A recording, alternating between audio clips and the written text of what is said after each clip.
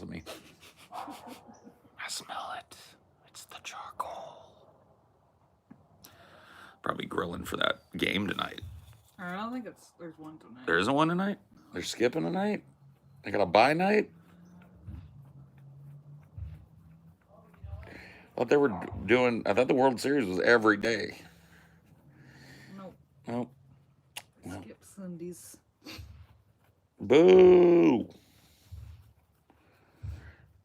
Boo, boo, and more boo.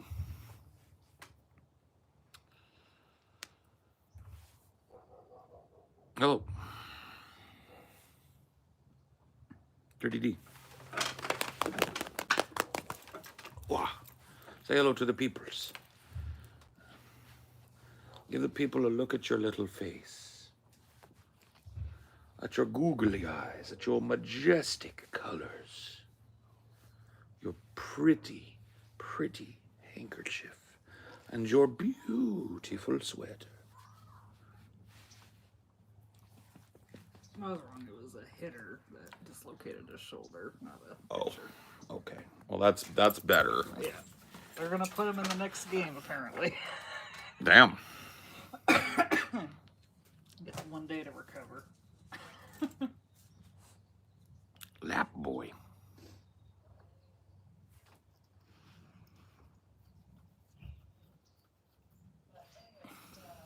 Yeah, Dino loves a sweater. Especially that one. That's probably his favorite sweater there. Yeah. It's the comfiest for him. It doesn't restrict his movement at all. Covers most of his back. Mm-hmm. He likes it.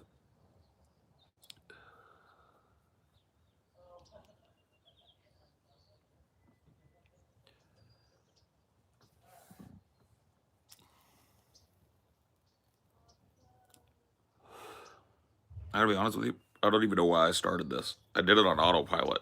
I was like, well, I'm sitting out here. Might as well do this. I'm not sure what I want to talk about. I'm not sure even if I want to talk. Maybe I'll just sit here quietly. That would be very wu-wei to me. Just chill. They say that if you can enjoy time in silence together, it's a good sign.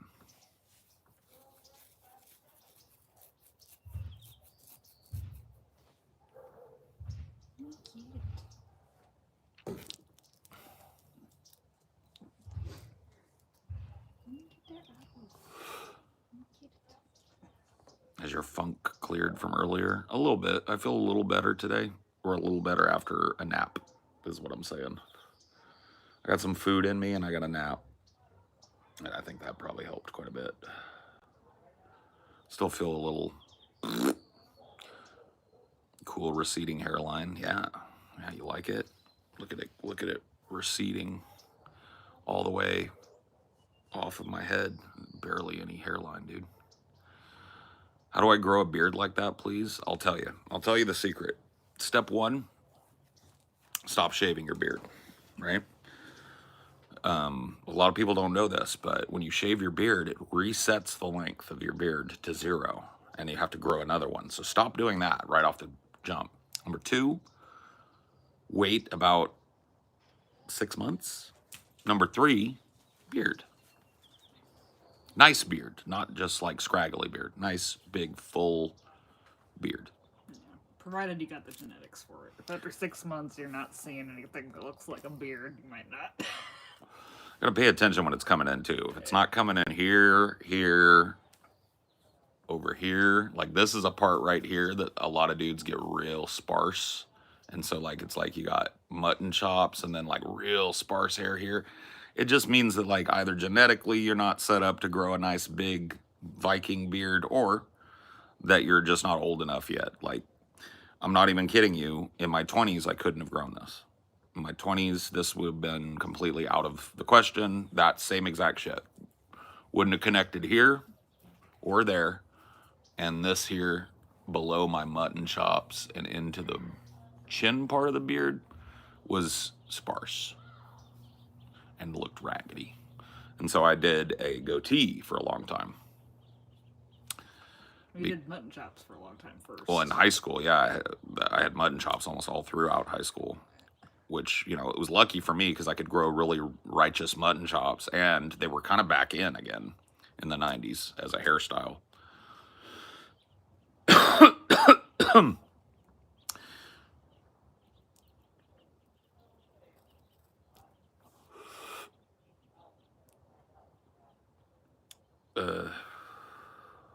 Yeah, goatee. That came in like the mustache part and this part, and it looked okay. It was like a what they call a Van Dyke or whatever, but it was just because I wanted a beard from when I was like 10. My dad, when I was like 8, grew out his beard. Not all this way, but he had a pretty, and he has the same kind of beard as me. And I remember as a kid going, oh, like that alone was enough to just put me on the fucking, like at 8 or 9, like, I want a beard, man. I can't wait till I have a beard, you know? And like, I had some friends in high school. The dude that was in our band, our drummer, Nick, that dude had a full fucking beard, man. At like sophomore year, full beard. It was so fucking crazy. He was a hairy dude though. Like he had that like real long, like coarse body hair. You know what I mean? Like he Probably was. a lot of back hair too. I would assume, yeah. So yeah, I mean, but he had a big nice beard and looked about like fucking 15 years older than he was. You know what I mean? But yeah, I was never able to shake that. The same thing goes with long hair. It's like you know, like dudes during the 90s, long hair was a thing, but it was only just starting to like come back into fashion after the 80s and stuff. And it never really fully kind of like went back to what I would say is like the 60s and the 70s look, right? Where dudes just had long hair all over the place. It never went that far in the 90s, and then it kind of like retracted again back in the 2020s or the 2000s. And nobody ever trusted me to just like grow it out. It looked awful in the transition period, you know what I mean? So I just kept my hair like short all the time. But in my head, I got long hair, I got a beard, I wanted that. And now I've got it, and I'm just like, I can't even imagine like wanting to look different.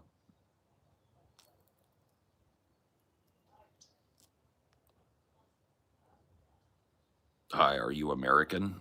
Yes.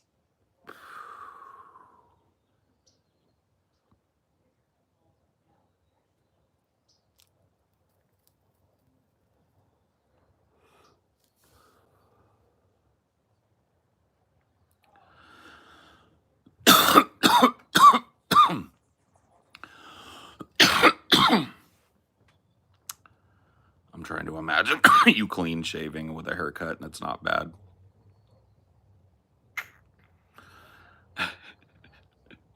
It's pretty bad, bro. White guilt Paul is a thing, bro. You can look it up. That's me back in the day, bro. Shaved. Looking like a goddamn nightmare. You can check it out. There's a reason why this stays the way it is. I don't want to see that again. I'm done. I've seen him enough. I don't want to see what's happened to him in the last fucking 10 or 15 years. That's what I don't want to see. You would look cool bald with a long beard. I did that for a long time. That was called Coolsville Paul. That was the Coolsville Paul era. I used to shave my hair all the way down, like bick it down, and then keep the beard, Ray-Bans. You know what I mean? We were cutting a different jib then. But really, all of those attempts for me to try out different looks were all me walking the path, the long and windy road that eventually led me to straight up hippie who gives a shit. And this is where I should always have been. This was who I was on the inside, a fat stoner California hippie. And making myself that on the outside helped me a lot. It did. it helped me a lot with like my self-esteem. I actually like kind of like how I look when I look in the mirror, you know? I like the way that my hair looks. I like the way my beard looks, you know, and I like the way it looks on me, and I like the way that I dress. I like the clothes that I have, and I like the watches that I have, and all of that stuff is very like superficial. But I feel like it's probably the same way that like some women feel when they get all done up, right? They do their hair, they do their makeup the way they like to have it. They put on a brand new, you know, dress or whatever. Like I can imagine like that whatever I'm feeling, right, comes from that same place. I don't know. It's just interesting though. 'Cause it I was, think you've aged like a fine wine. oh baby, you're so sweet.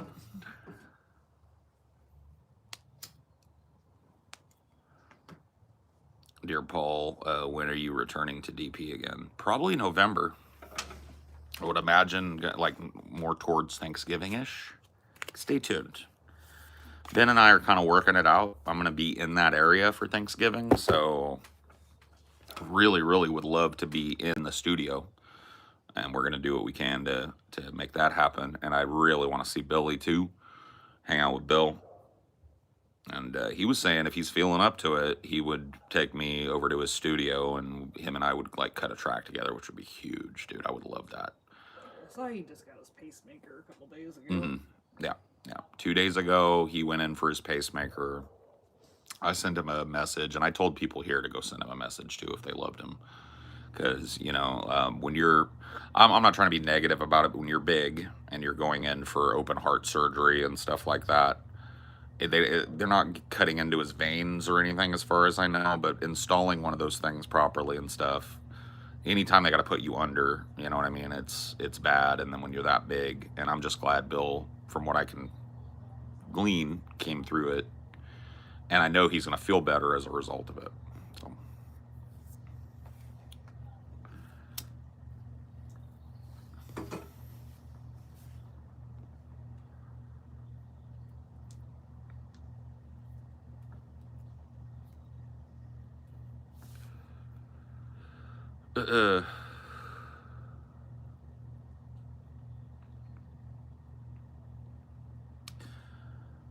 Yeah, I just don't have any desire.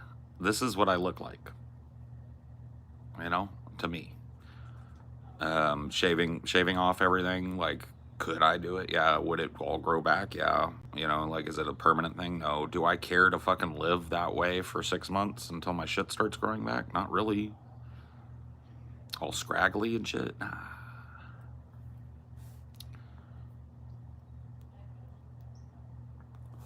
Sam Hyde? I'm older than Sam Hyde, bro. He copied me. All right? I would call Sam Hyde Jr. All right?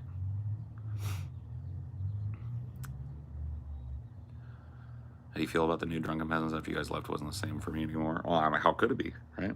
It's a different show, different cast, different thing. I will always have an affinity for the Drunken Peasants. I'll always like it.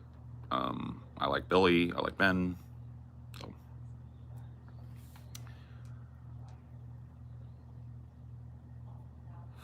I'm happy it's still there. I'm happy that people are still enjoying it.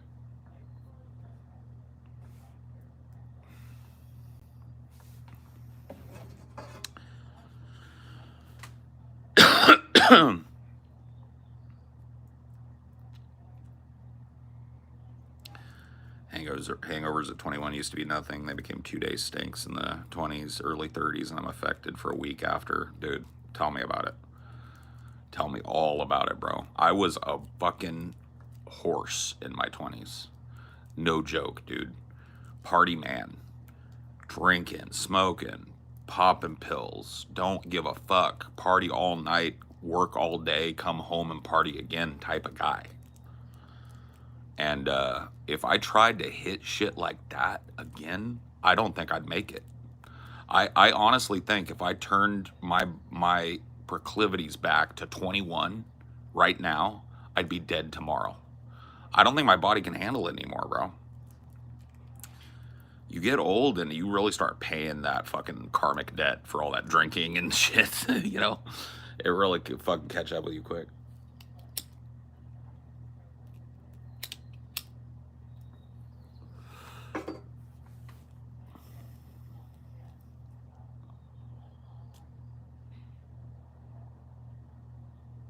What? What do you actively call yourself? Are you okay? I mean, me personally, you seem mentally traumatized. Bro, that is a run-on sentence that is a fucking travesty. And it reveals to me one thing about you. You got a really, really bad education. Because, dude, that is not human communication, what you just did there. That was sub-Gump communications. 334403, reporting for duty.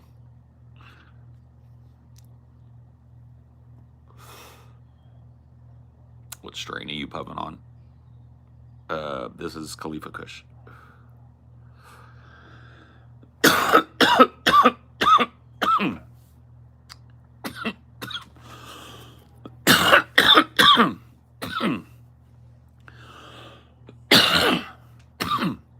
Straight from the valley.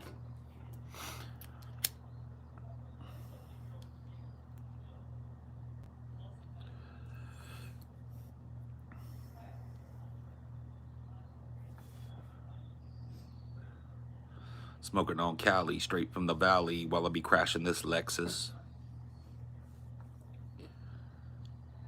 Green crack, huh? That one, they kind of stopped selling that in California. Green crack was like a pre-legalization strain that, like, I think they kind of like made it into something else. Like, California didn't want any insinuations with weed and other drugs. And definitely not crack.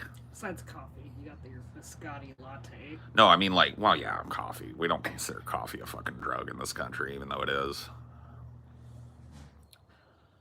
They just didn't want it, like, you know, heroin.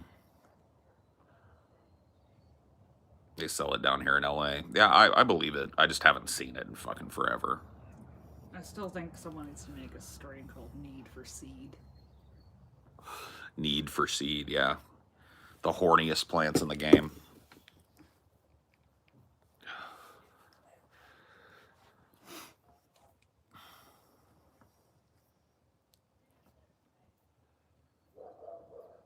Dabbing green crack, yeah. You're basically freebasing crack, bro. You like Aesop Rock? I do. Aesop Rock, he got his name from him. I assumed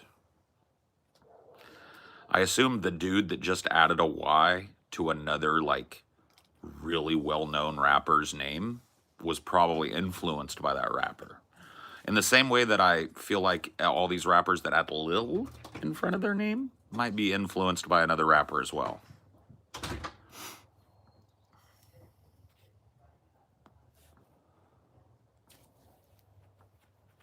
But I like Aesop Rocky. I like Ferg a little better, though. If we're going to go with the ASAP mob, I'm going Ferg all day. Fergie be mobbing all day.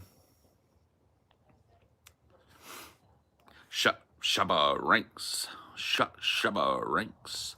8 gold rings like I'm Shabba ranks. 4 bad bitches like I'm Shabba ranks. 1 gold tooth like I'm Shabba ranks. Whoop whoop. Damn. I need to get something to drink.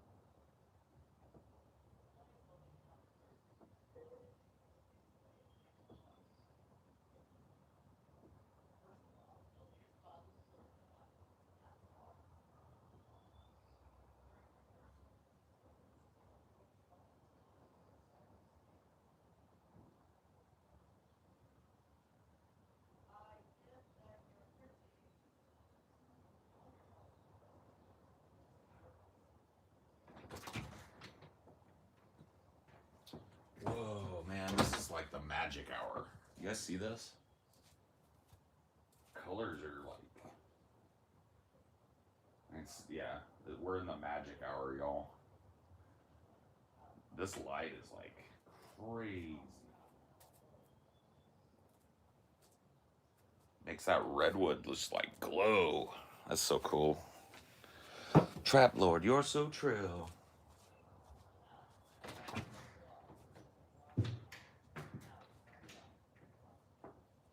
Bring all my Brazilian girls in, all my Dominican girls in, all my Argentinian girls in.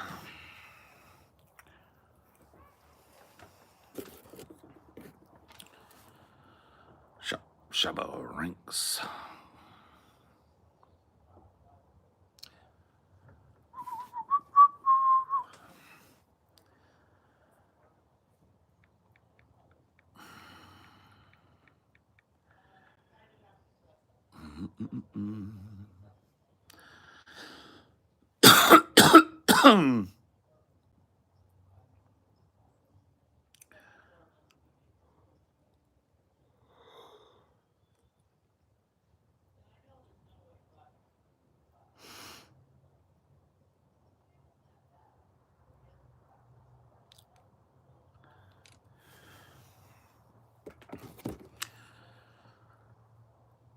It's already dark down here. Oh, it'll be dark here soon. I'm not that lucky.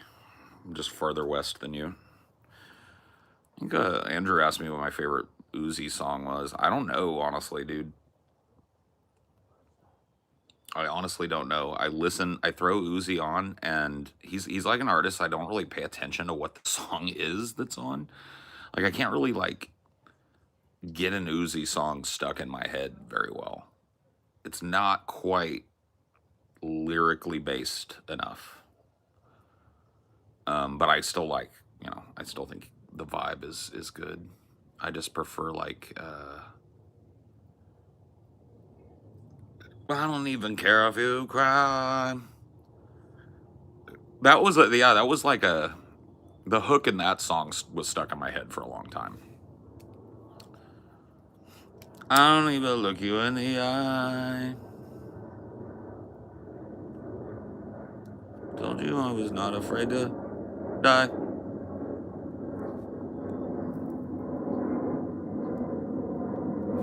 Yeah, it's a shit question.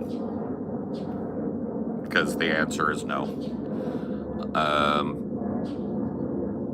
I like that, the new Skibbity Zoomer anthem too that he did. I legit think it's a badass song. I just want to rock shit. It's just basically like hype the song. Damn.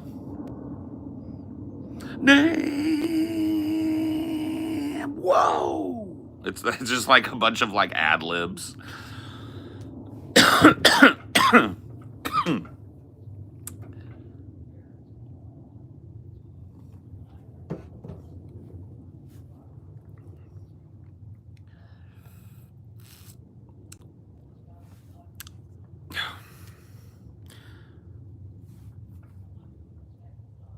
Wrap it up, Johnny.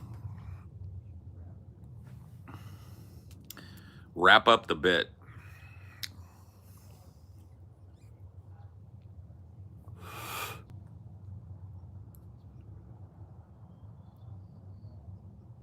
Hi, do you what BTS is? Oh shit.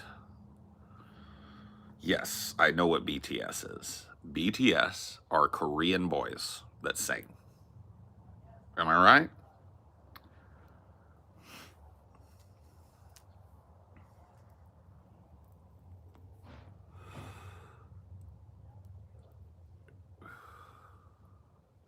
Whoa.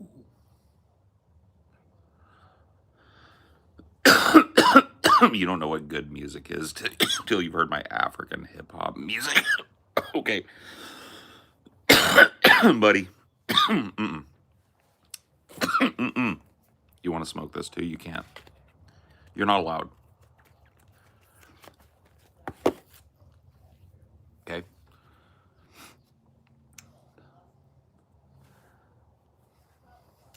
You're not allowed, sir. You can't have none.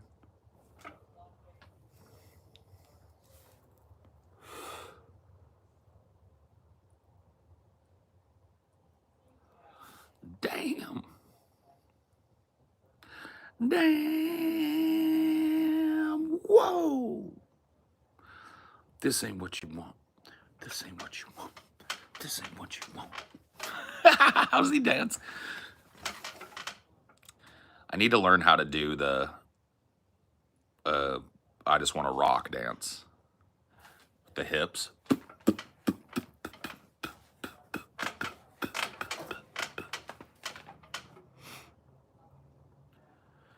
Anyways, I got 25 GM. Bro, I got 25 GM in my carpet. I got 25 grams in my carpet every time I vacuum in that house, bro. Don't talk to me. Don't talk to me, motherfucker. You cannot... Dude, this is a no flex zone. Okay? No flex zone. No flex zone.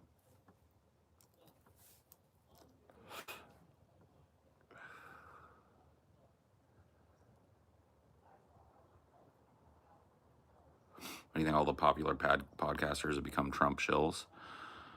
I have an answer to that.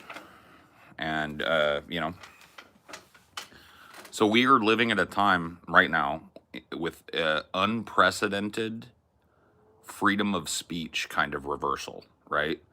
The 80s, the 90s, the 2000s, the early 2000s brought us this beautiful wave of free speech and the opening up of these giant, you know, social media companies that really allowed people to amplify their voice beyond their own friend group for the first time.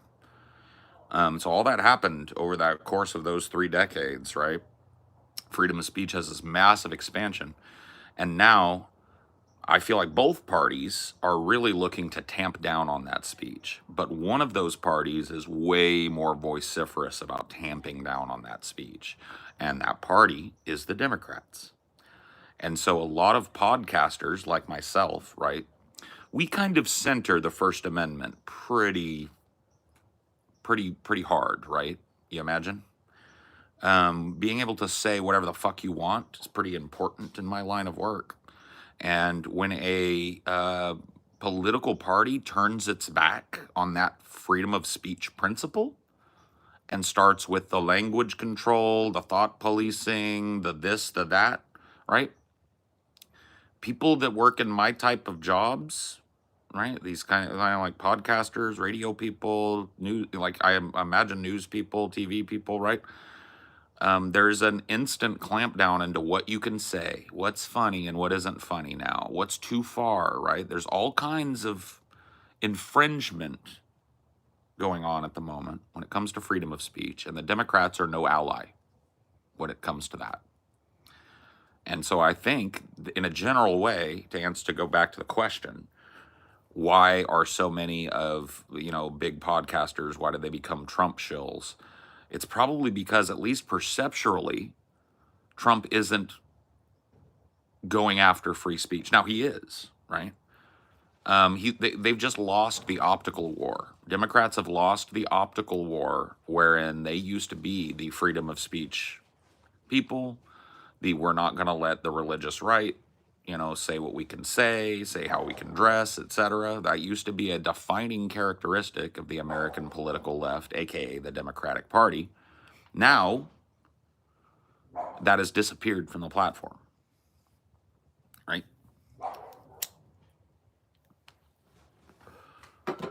And what's left is a bunch of people trying to tell you what you can say, what you can think, and when you can say it, how you can say it. And no me gusta.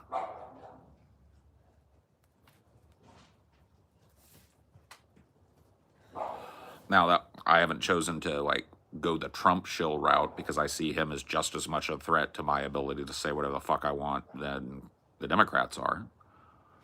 But the fact that there's not even an arguable bastion for freedom of speech advocacy on either side of politics tells you a whole lot about what's going on.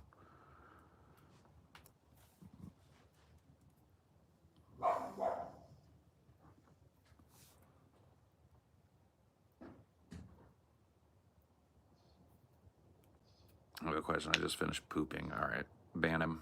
Do you think there's any substantive difference between the two parties? Yes. As it stands right now, the parties now, once again, keep in mind this electoral cycle, the margin that I'm talking about between these parties is the thinnest it's ever been. I mean, it's a race to the right for the Democrats, and it seems like they're not going to stop until they meet the Republicans right where they're at. But there is a sliver of difference, right? You won't see advocacy for anti-war all that often, like on the right. The anti-war left does still exist. It's been completely marginalized out of the democratic process, but there are people adjacent to the Democrats, and there are certain members of the Democratic caucus who hold those positions and try and argue for them. So, there's a sliver of hope, right? An ever smaller sliver of hope on the left, right? If you want to be if you want to get down to brass tacks, going like Republican, Democrat, right? From where I stand and from what I believe, the Republicans are worse, right? I don't know for how many more cycles I'll be able to say that.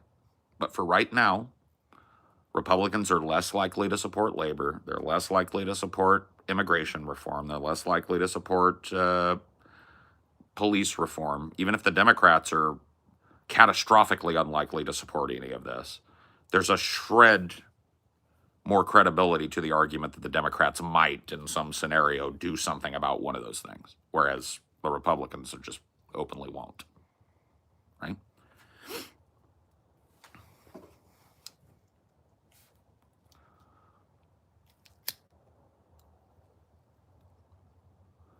Is the current political paradigm a good argument for horseshoe theory? No.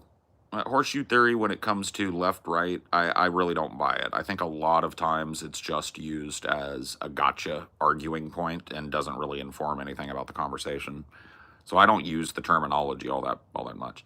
I think it's more, if you want to talk about it, like the ratchet effect, right? That's a meme that I will pass around, right? The idea that like a socket wrench, right?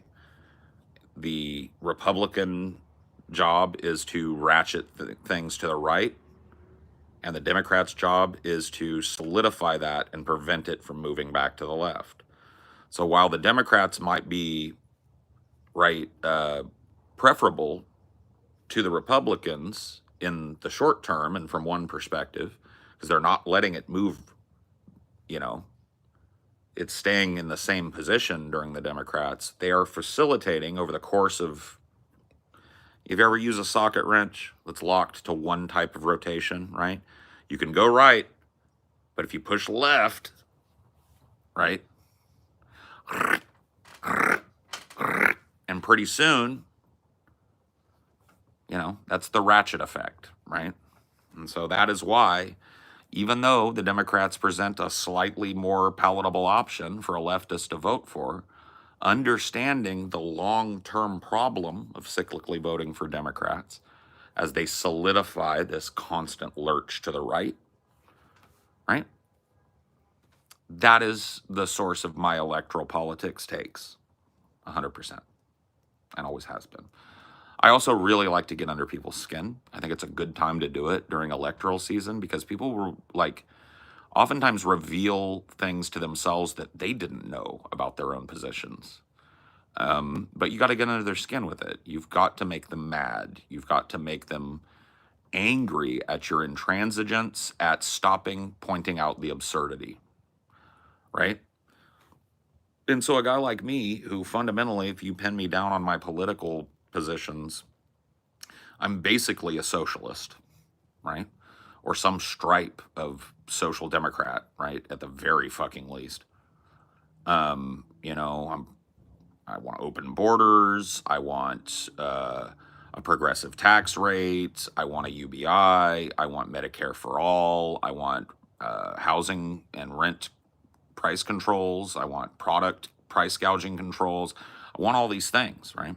Unions. I want unions. I want labor advocacy. I want big, strong union leadership in this country. I want unions to have a seat at the fucking national table. I want it all, right? I've spent more time being called a Republican by people who are way to the right of me on a lot of those issues this electoral cycle than any other thing. Liberal people, people that are nominally on the left, they love the Democrat platform because of how right-wing it is, right? Those people fucking hate me worse than the right-wingers do. So there's a real momentum amongst Democratic voters to the right, and that means nothing to me other than we're about to see a merging of these parties. We're seeing the early days of a merging of these parties, right? So, you think housing should be nationalized? Yeah, sure. National rent control, national rent protections. Yes, absolutely. I think it has to be. I don't think you can, have a system where people have the right to a decent, place to live in one state, and then right across the border, you're just homeless. It doesn't make any sense. Here, let me just turn on the monkey button real quick, because it seems like this topic in general, like, really gets the monkeys all fucking agitated. So there we go. The monkey button is now on. Now, if you're an ape that wants to fling a turd, you've got to subscribe to me and wait for a minute to do it.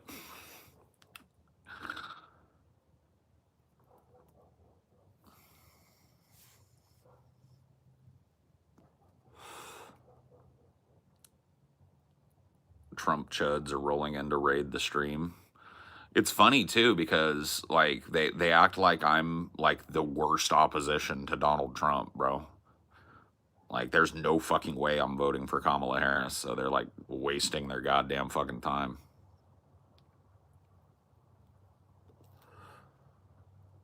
You know what I mean?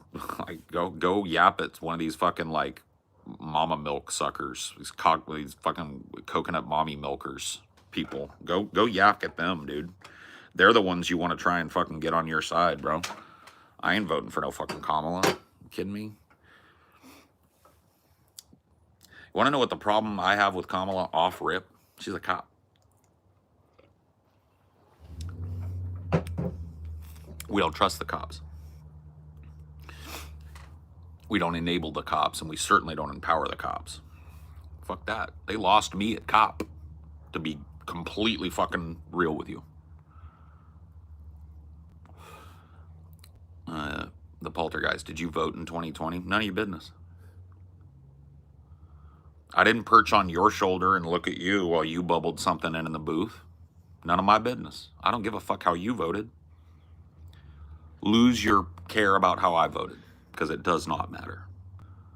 None of your business how I have voted or whether, and none of your business how I plan to vote or whether. It's a topic that I'm not interested in discussing.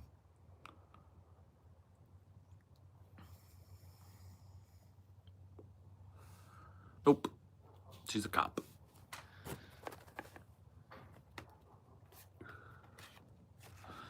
Well, empty suit. I mean, you're never going to fucking vote for anybody if you don't like an empty suit. But a cop? We don't vote for cops. We don't empower cops. We're suspicious of the cops. We keep the cops at arm's length. We don't vote for cops. That's a bad idea.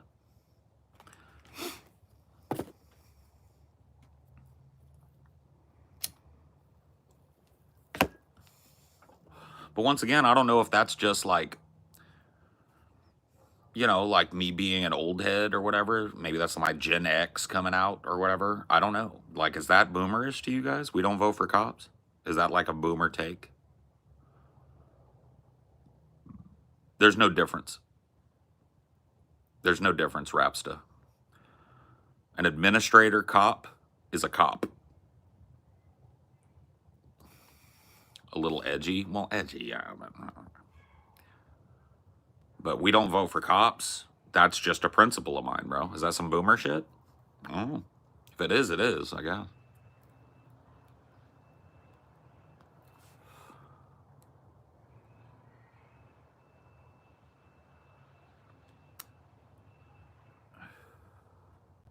Nope. The Democrats of 20 years ago would not have put up a policewoman. In fact, they were kind of reticent to put up a military figure in general. So, yeah, absolutely not. 20 years ago, a cop would not have come close to the top of the Democratic ticket. Just wouldn't have been feasible given the base's position.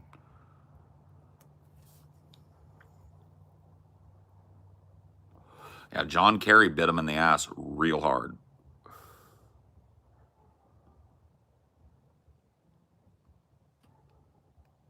Yep. Yep, no cops. Nope. No cops. I know what that means. That means authoritarianism. That means she is more than willing to let her buddies and allies live by a different set of rules than everybody else. That's Cop 101. Nope. No cops. No genociders. Nobody that acts like they're powerless to stop shipping weapons to Israel. That is just fucking retarded.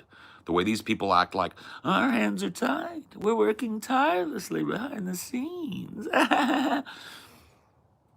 It's like they act like we are incapable of just picking up the phone and going, hey, stop. And just, we don't vote for that. Sorry.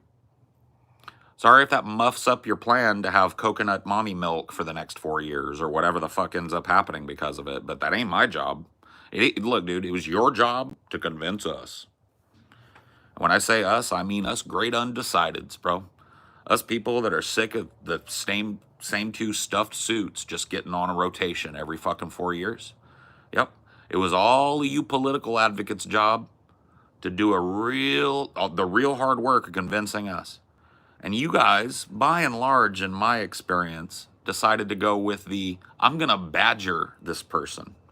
Which I don't know the last time you insulted somebody into changing their position, but it don't happen that often.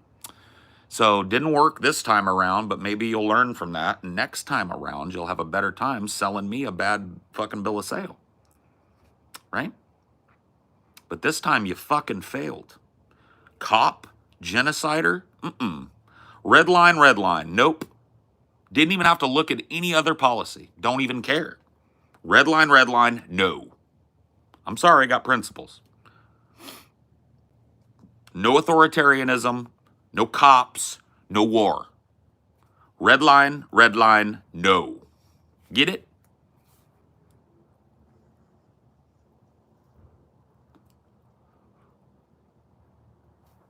So, I don't know, man. Maybe start pressuring your people to do something about that so that people like me will be motivated to go step into the booth and vote how you want us to.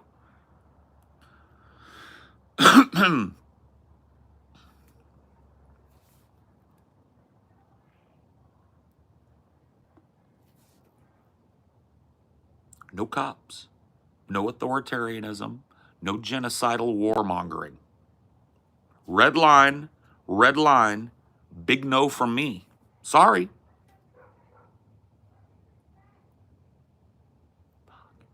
Somebody's in trouble again.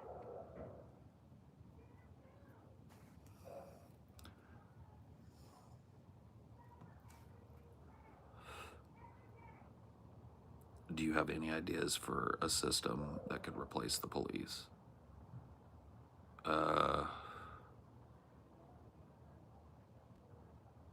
Well, it's not like necessarily like, I think the police need to be dismantled and remade as a civil service organization, right?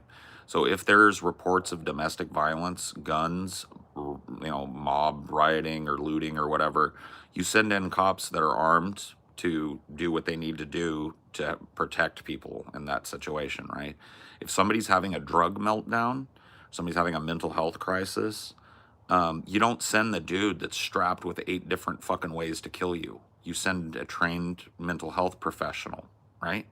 So the way that the cops work, as it's, If all you have is a hammer, everything starts to look like a nail. Have you ever heard that? Right now, all the cops have is a hammer. All they have is a bunch of square-jawed, thumb-looking, white, bald-headed motherfuckers running around with big guns and a big chip on their shoulder. That is not a fucking organization that I will ever support, right?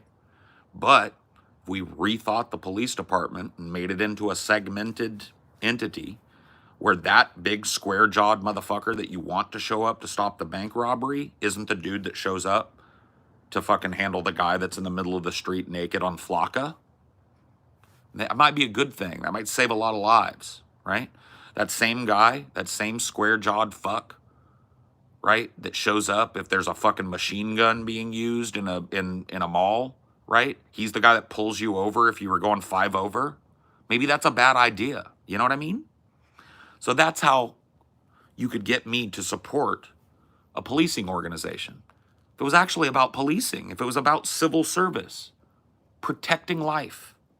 Right now, it is about a bunch of corn-fed motherfuckers with a gun and a chip. I know what that does to a motherfucker's mental. You empower a motherfucker like that, you're just gonna get somebody shot. That's all there is to it. So fuck a cop. Nope. Red line. No cops, no genociders. We don't even get into policy beyond those two things. Oh, all right. Is it a cop? No? Okay, cool. Are they currently materially supporting a genocide and planning to continue to? Yes? Ooh. No. No, we're not going to move on to... No. That's the red... No, sorry. We got to stop there.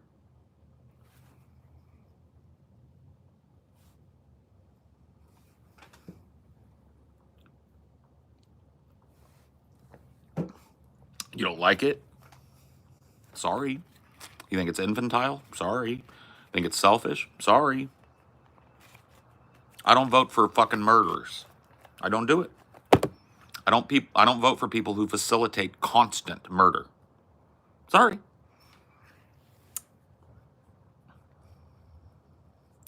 You want my vote? You give me somebody whose vision is gives me a vision of a world I want to live in. That's my red line for voting.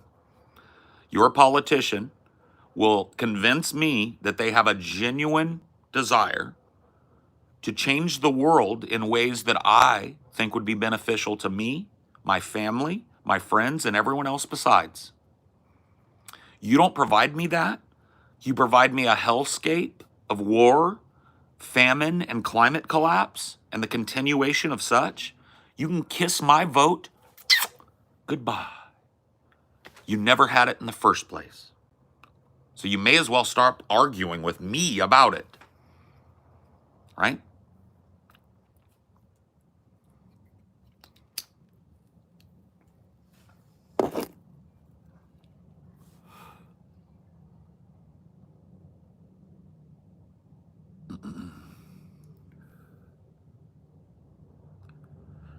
Paul, when can you catch this fade in Sparking Zero? Dude, I'm not real great at Sparking Zero, homeboy. I need to jump back into it. I got a little video gamed out, but give me a chance to fucking get my Krillin up. And, we'll talk about it.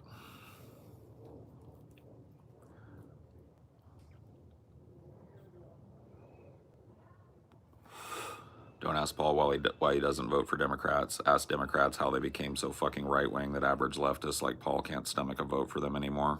Good point. Seems like you'd probably get more satisfying answers to your questions. And probably maybe even make a little fucking headway if you ask that question. But no.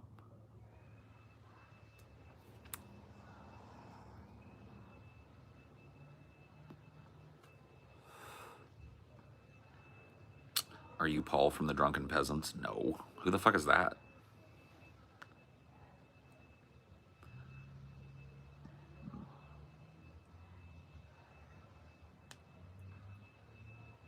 In this election specifically, it just seems naive. Every election. I don't mean to fucking, point you out specifically, Hidden Seeker. But I heard that same thing in 2020, that same thing in 2016. They served me up a warmongering cop in 2016, or like the very closest to a cop that you can get. Fucking Hillary Clinton. Fucking definitely wanted to fucking go to war with Russia. Definitely just a piece of shit human being in general. Slimy career politician. Didn't do it, right? And the people like you said, oh, well, you know, I understand what you're saying, but I think it's really naive this year. Oh, okay. 2020, they come along. Instead of Bernie Sanders, we get Joe Biden by hook or by crook, right? Wrote the crime bill, fucking supporter of cops and militarism every day of his political life. Sorry.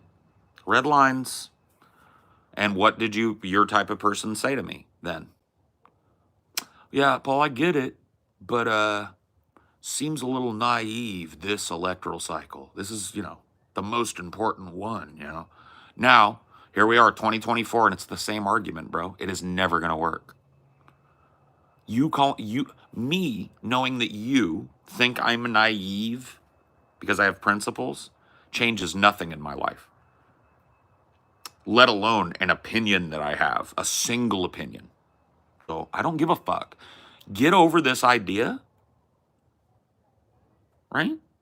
Get over this idea that you insulting people is going to bring them over to your side. It's a waste of your fucking time.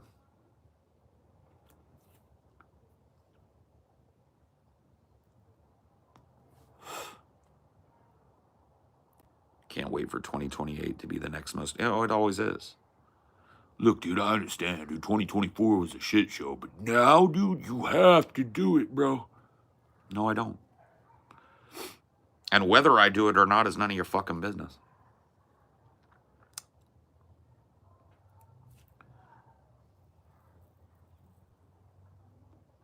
See, I give as good as I get. And that's a failing of mine, but I serve what I get. I don't care about being the bigger person, right? If I show up with a political opinion and you say some stupid shit, I'm going to make you feel retarded for saying it. I'm going to shit right back on your front lawn like you shout on mine, right? I can't control that impulse in myself. That's just the way I am, right? I give what I get. So that's all you're going to get with me. You're going to take somebody whose beliefs, by the way, are, right? No billionaire should exist. Massive tax increases on the top 10% of wage earners. UBI, open fucking borders, and an open immigration policy into the United States. Unionization, and the centering of unions in the American political process. And the list goes on. But please, tell me why you want to spend your fucking time insulting me. Insult that guy, not the politician that can't convince that guy to vote for him. What are your red lines, Paul? War, fascism, republicanism, corporatism, cronyism. You're selling me that? I'm not buying. It's ruined to the world, and it's going to fucking run it right into the crater.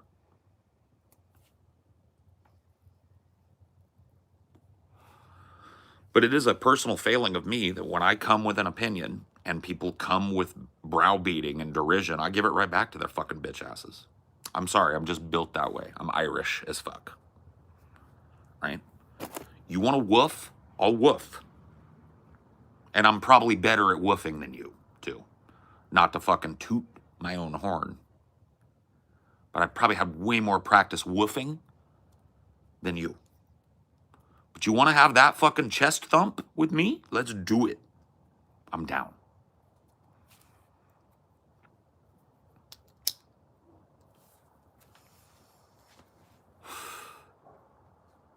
Why is that a failing? Because it, you know, the same criticism that I just made applies to me. Yelling, screaming, and insulting and browbeating people isn't going to change the way they think, right? The strategy of the other party is disastrous and evil doesn't really work when Dems and Repubs are two sides of the same coin. Well, yeah, and it also doesn't work. Think about when the last time was that you were supposed to vote for something, not against something. The whole point of the last 3 electoral cycles is, A, you have to vote for me because Donald Trump, that's it. That's American politics now. It's not, hey, I have a vision for this country and here it is, and I have a track record of making that vision happen locally and at the state level. That's gone. That's gone. Now it's just like, hey, Orange Man, bad. Okay. But no, seriously. Orange Man, hella bad, though. Yeah, I understand you don't like Kamala. I mean, she's a piece of shit, dude. But Orange Man, bad. It's like that, dude. If you think one person is voting on that for the amount of fucking effort that was spent trying to sell that, you guys are whack, dude. You guys are wild.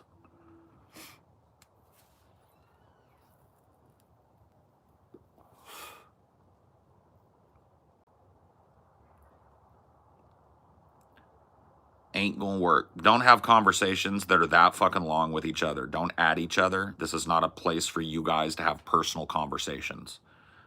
That is a waste of my time because I have no fucking clue what you guys are fucking arguing about. This is not like an open forum. You post something because you want me to read it. Next time I see you at somebody, your ass is grass. That's a retardedly long fucking comment too, to just, oh man, seeing that fucking thing chunk up in my face when I'm talking about something completely different and knowing that you're just off on a fucking chat room frenzy on a show that's about me talking to chat just makes me want to fucking ban you. But I'm going to give you a warning. You want to talk to somebody else, get in their DMs or some shit. I don't know. Figure it.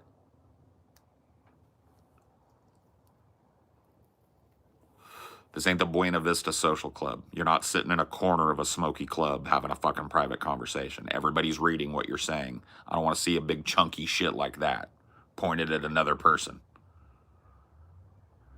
Man, that pisses me off, bro. That pisses me off worse than the dumb motherfuckers that come rolling in here calling me Santa Claus over and over like it's clever. You know what I mean? Like, I prefer those motherfuckers.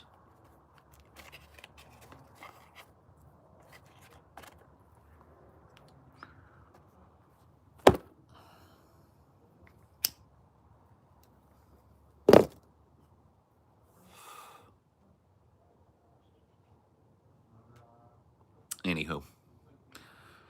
I mean, I've just surrendered to the fact that politics and electoralism are going to be what I talk about for the next month or so. And then once it's over, it's fucking over.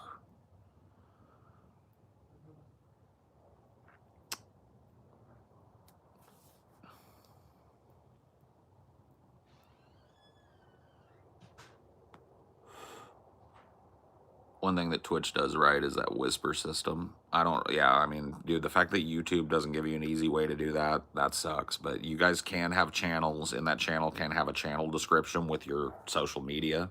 If you really care to talk to somebody at length, go to their fucking shit, and hopefully they're smart enough to put a link tree in their shit. And if they're not, then I guess you can't talk to them.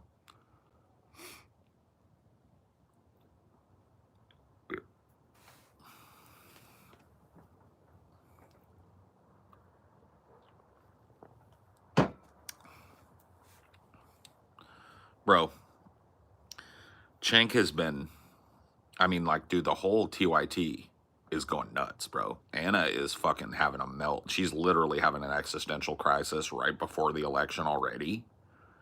Cenk, he can't decide. Like, Cenk is just hypercritical of everything. He's just like screaming at the Democrats every day when they make another retarded decision. The sweat index is off the charts, dude. And Anna, yeah, dude, Anna lost her shit, bro. Anna, like, dude, for better or for worse, I'm not trying to like support or whatever.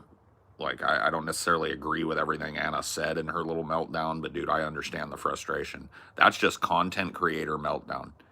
That is, people will simultaneously tell you, you shouldn't care about the stupid shit people say in chat. And then they'll tell you, why you ignoring us? Why you ignoring the hard question? It's just like, and they put you in this fucking cyclical thing where honestly, you know that people are trying to push you to that point. Like, that is the end goal of a lot of people, is to push you to the point that you're yelling, screaming, losing your shit, having a fucking screaming meltdown, crying, right? but they're like just the very fact that that you can never get rid of them, right? You can never rid yourself of them because they just make another account and they're back, right? It's like eventually they get what they want out of a lot of people. And eventually it starts to feel like a good idea to give them what they want. It's like, okay, you want a big giant meltdown? All right. You know what I mean? That's what happened. She fucking lost her shit, bro. And, as critical as you can be of that, right? And I'm not saying it's a good thing that she lost her shit, but I'm just saying, like, the people that are like, oh, I don't understand what it's like, then you don't understand what it's like to work a position like this. You know what I mean? To have a job where you're out in front of the public eye and a bunch of anonymous people can say whatever the fuck they want about you, right? And you're supposed to just like, what could you take criticism? It's like, dude, that's why I don't even play the game, dude. If your ass tweaks my nose even one little bit, I just ban your fucking bitch ass. Here's how I treat it philosophically. You know where I'm sitting right now? Where I'm sitting. My backyard, right?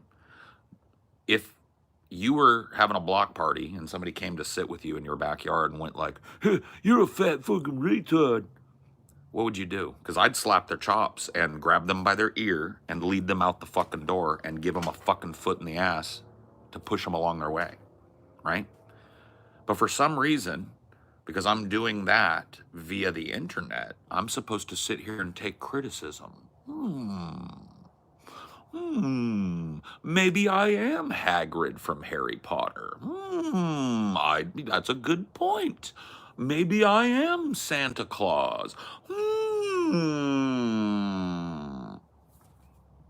It's fucking retarded. So I don't play the game, bro. I don't play the game. I just don't. You waltz up in my backyard with nothing but shit on your lips, I'm gonna slap your face and I'm gonna lead you to the road and send you about your way. Over and over if I have to.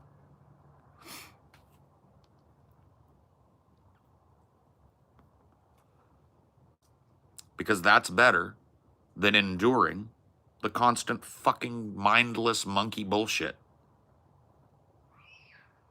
Cool?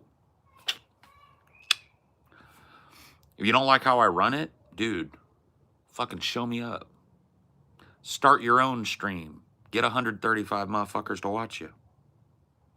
Right? Run it however you want. Make the chat a putrid pile of skibbity bullshit. Make a bunch of money. Dude, success is the greatest revenge, man. Otherwise, shut the fuck up.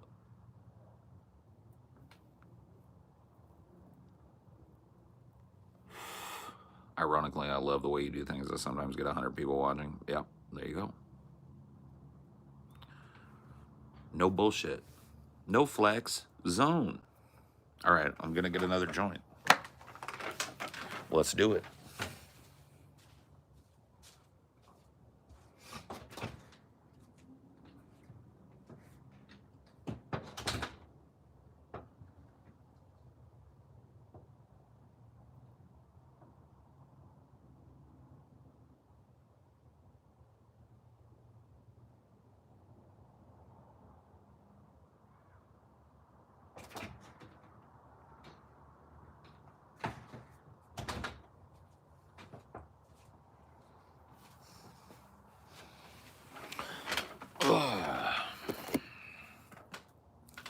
Get rid of a non-4, please.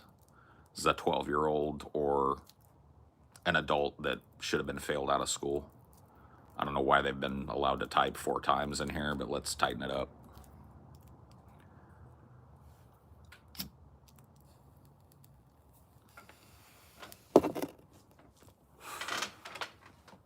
Thank you. Would you ever let AI be a mod? If there was a way for an AI to have my proclivities, I would fire everybody in here and just make an AI mod. I don't necessarily like...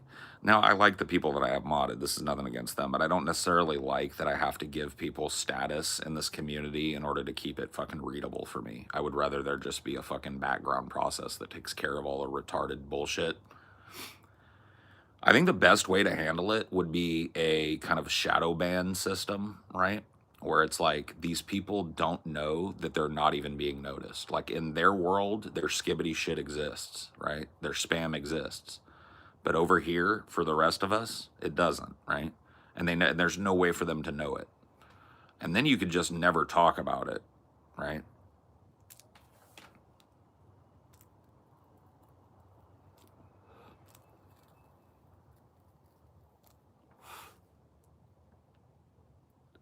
Saltbot would be swift and painless. Yeah.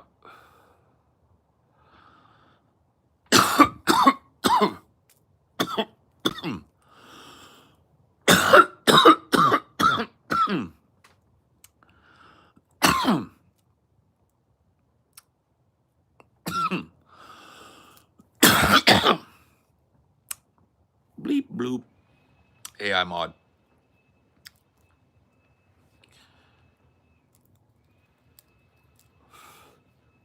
Yeah. Nothing against the mods. Like I said, I don't give you a wrench if I don't like you as a participant and stuff, and I don't trust that you're dedicated to like keeping the chat fucking readable. But ultimately, if I could just flip a switch that just put retards in their own little fucking dream world where they are being seen, because that's the best way to do it, then they don't even know they have to make an alt or try different ways because they think what they're doing is working, right? And so it just becomes a monkey button for them to go, right? And nobody ever has to see it. And that's the best way to deal with it, honestly. It's not even censorship. It's just literally like, you don't meet a certain criteria, nobody sees what you're saying, but you don't know it.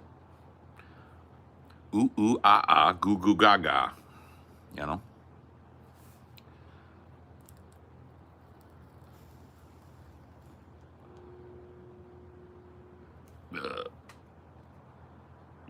The irony of people that criticize your method of doing these streams is that only way to do them well is by doing them the way you do them. I mean, I think a lot of people know that, right? If you're going to do this type of streaming.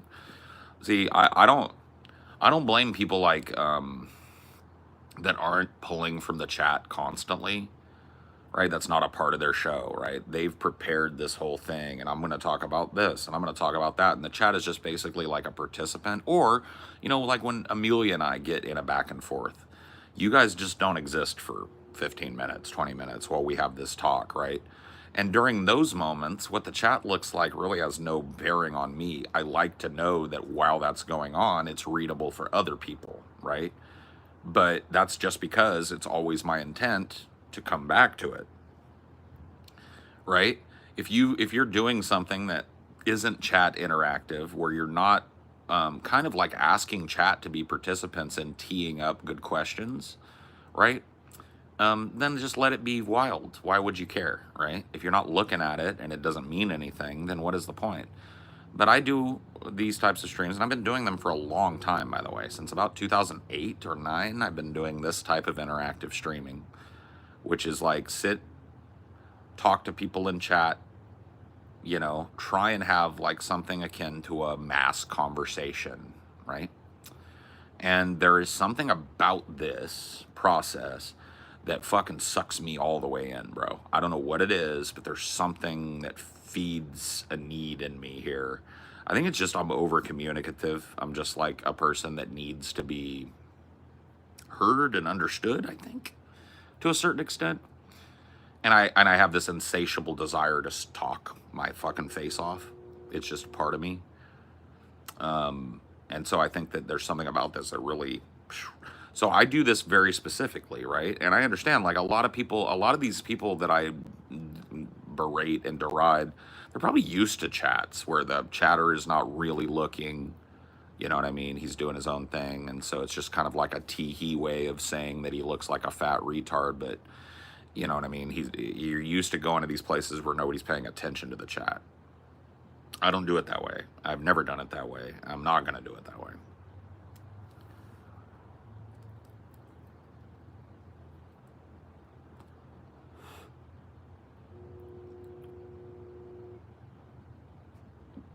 Well, yeah. I'll read your comments. Well, I mean, you in specific, I don't know you all that well, but I've seen you a bunch of times, like for a long time, right? And it's like, I don't remember you ever typing some fucking just absolute nonsense that was unreadable in the chat, right? That's all I ask. It's like, it literally is the sub Gump fucking meme, you know? I just want you to be Gump level, you know? If you're below Gump, there's nothing I can do to help you, bro. You know, this is the wrong place for you. If you were born a generation earlier, you would be a regular at a bar. Definitely would be a regular at a bar.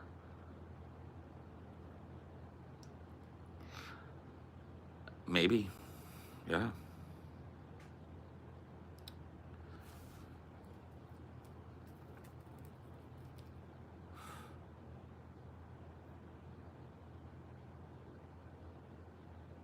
Yeah, I am a cool fucking dude.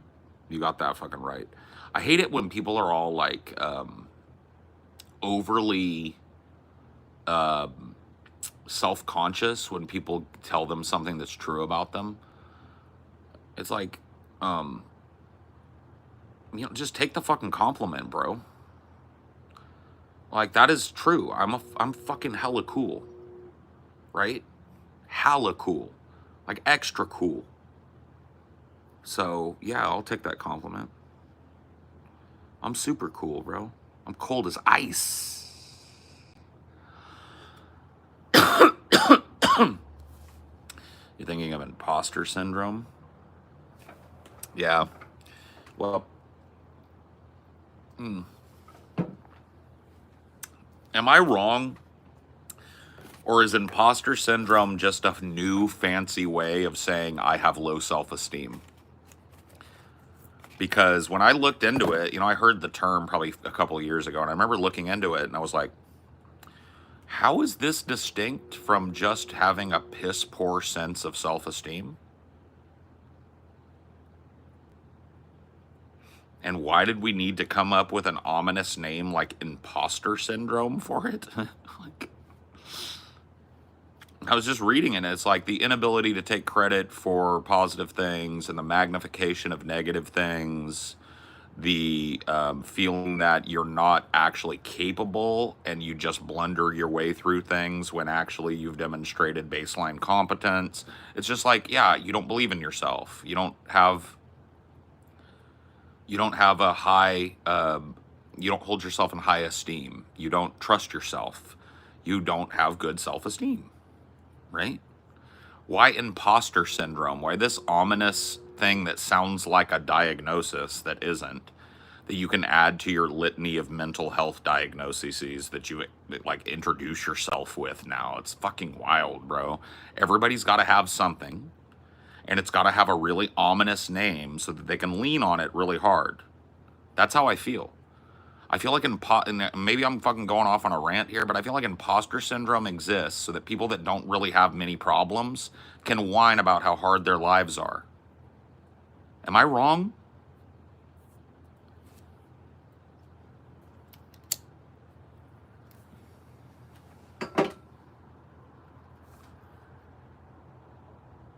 It's like Pokemon cards. Yeah, it's like a tarot deck or something.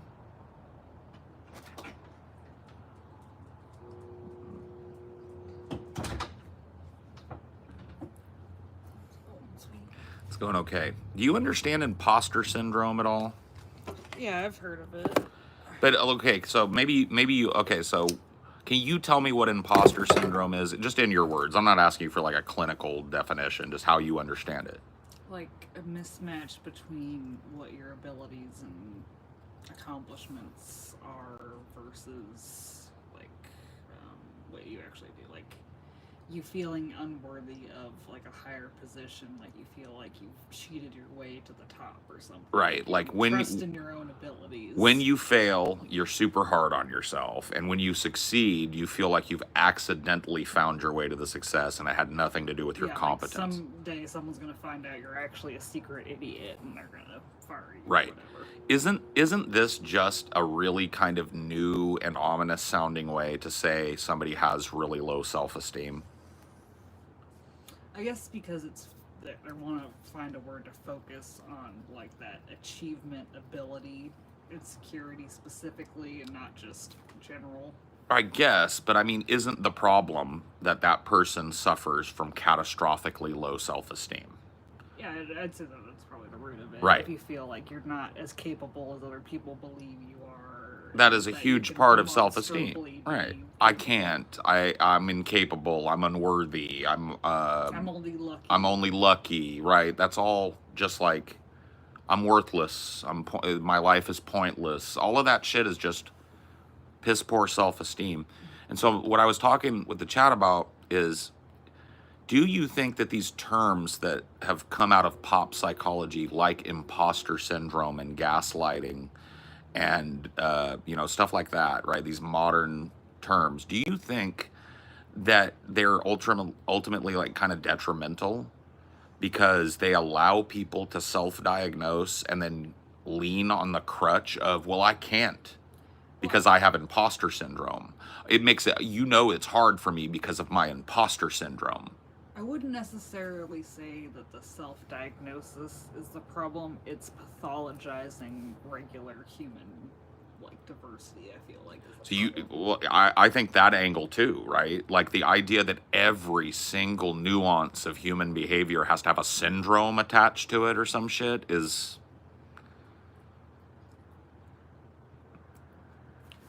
To be fair, they could just be incorrectly attributing imposter syndrome. Well, yeah, I mean, that's pop sci, right? Well, like a lot of these terms, I feel like they're like horoscopes, like where you could find something in yourself in a lot of these descriptions. Well, yeah, it's starting to become that way. Here's my mental health diagnosis has become a valid way of like introducing yourself. Like people will put it in their bio. You know what I mean? And I'm just like, whoa. Not only does that tell me absolutely nothing about you as a human being, but why are you leaning on those things like they're a personality trait? Isn't the point to get treated and to work on yourself so that those things don't impinge on your personality? You know what I mean? Why are we centering these things? And I really do feel like there is an impetus for people to go like, well, I have imposter syndrome, so, or, well, I have autism, so, And it's just like, I don't know if I've ever seen imposter syndrome used that way. my imposter syndrome makes it impossible for me to blah blah blah, or I see it. I see people using it. That's the only way I ever see it get used is people self-applying it, right? And I'm not, maybe I've never seen somebody say exactly how I said it, but I was just trying to like, I wouldn't know the term if it wasn't for people self-applying it. And I feel like it's like these diagnoses have, and I'm happy well, that like things like that aren't even really diagnoses. Like you're not gonna find imposter syndrome, I don't think, in the DSM unless I'm mistaken. Well, no, neither are you going to find low self-esteem. Those are just human attributes that people struggle with sometimes, right? Those are not like diagnosed DSM mental disorders. They can be symptomatic of other mental disorders or comorbid, as they would say in diagnostic terms, right? But nobody is diagnosed with imposter syndrome. In fact, calling it a syndrome, maybe that's based on some paper that was written or some shit. I don't know. But yeah, I think that we maybe need a new syndrome. We need I have too many syndromes syndrome or self-applying syndromes syndrome. I think people seek it out to like not feel alone or whatever. Like they feel. I don't know if it's about the alone. I think people want that because it makes them feel like a snowflake. It makes them feel like they have a special reason for their lives being in whatever shape their lives are in, or they have a special reason to excuse some behavior that they like, right? Or they have a special reason to center themselves in a conversation that isn't about them.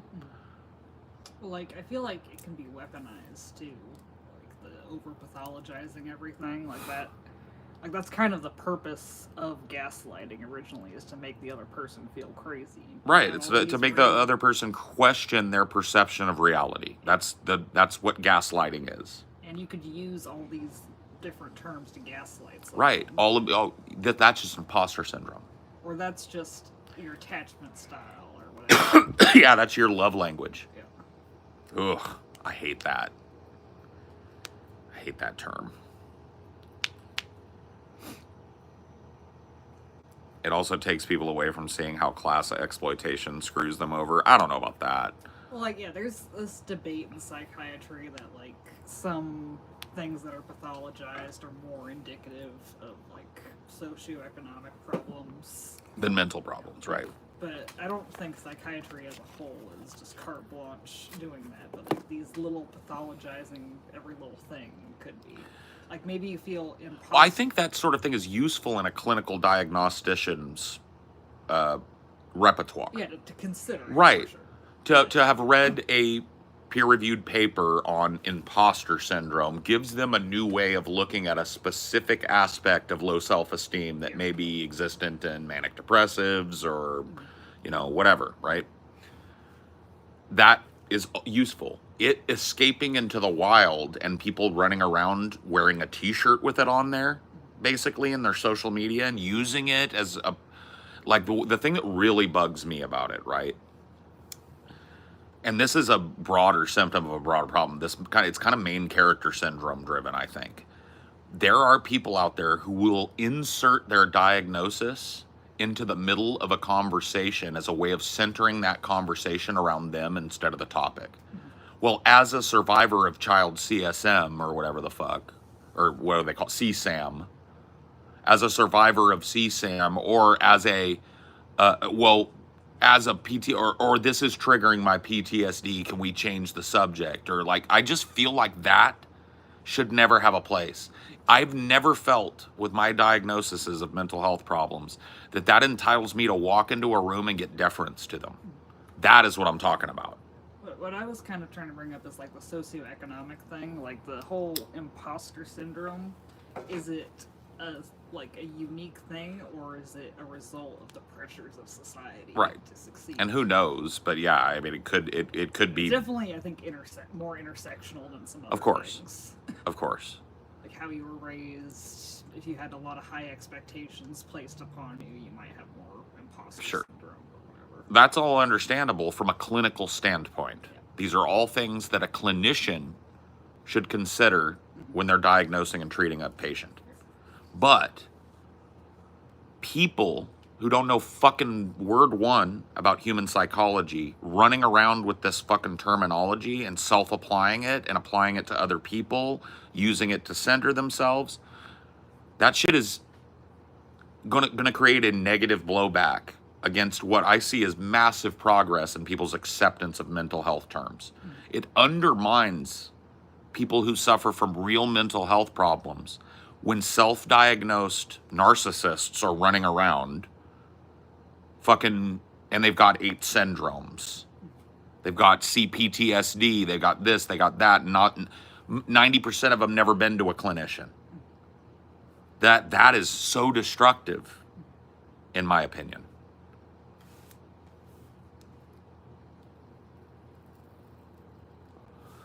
You know? Because it normalizes it to the point where it's not taken seriously. It over-normalizes it. Right. People have misophonia, then right. There's a difference between someone that's like, oh, that's kind of an annoying sound, and oh my god, the sound is making me fucking... Right. It's driving me absolutely fucking bonkers. Right. No, you're right. I mean, I've said that I've grabbed the term misophonia because there are certain sounds that'll just drive me out of a fucking area, but that's probably true of a lot of people. And it might be more indicative of my hearing loss and damage to my ears than anything, right? Certain tones and stuff, certain like machine sounds or strong, persistent background sounds will just drive me out of an area into a quiet space if because I just can't stop thinking about it. But that doesn't mean I'm diagnosed with a syndrome, right? Like, that has been weaponized against me before. Like, someone, like, oh, this is annoying the fuck out of me, you gotta stop doing it because of my misophonia. Oh, of course. It's used as an excuse to put your thumb on the social scales and get more deference than you would get otherwise. I hate it. Because, like, if even you're as triggered by the sound of chewing, it's on you to fucking keep yourself away or cover your ears when people are eating. People eat. Yeah. You have to eat. Yeah, people have to chew. So if you have a problems with that, get up and leave the table, fuckface. Or wear headphones or whatever the fuck. Do whatever you gotta do, but don't ask me not to chew, you fucking retard.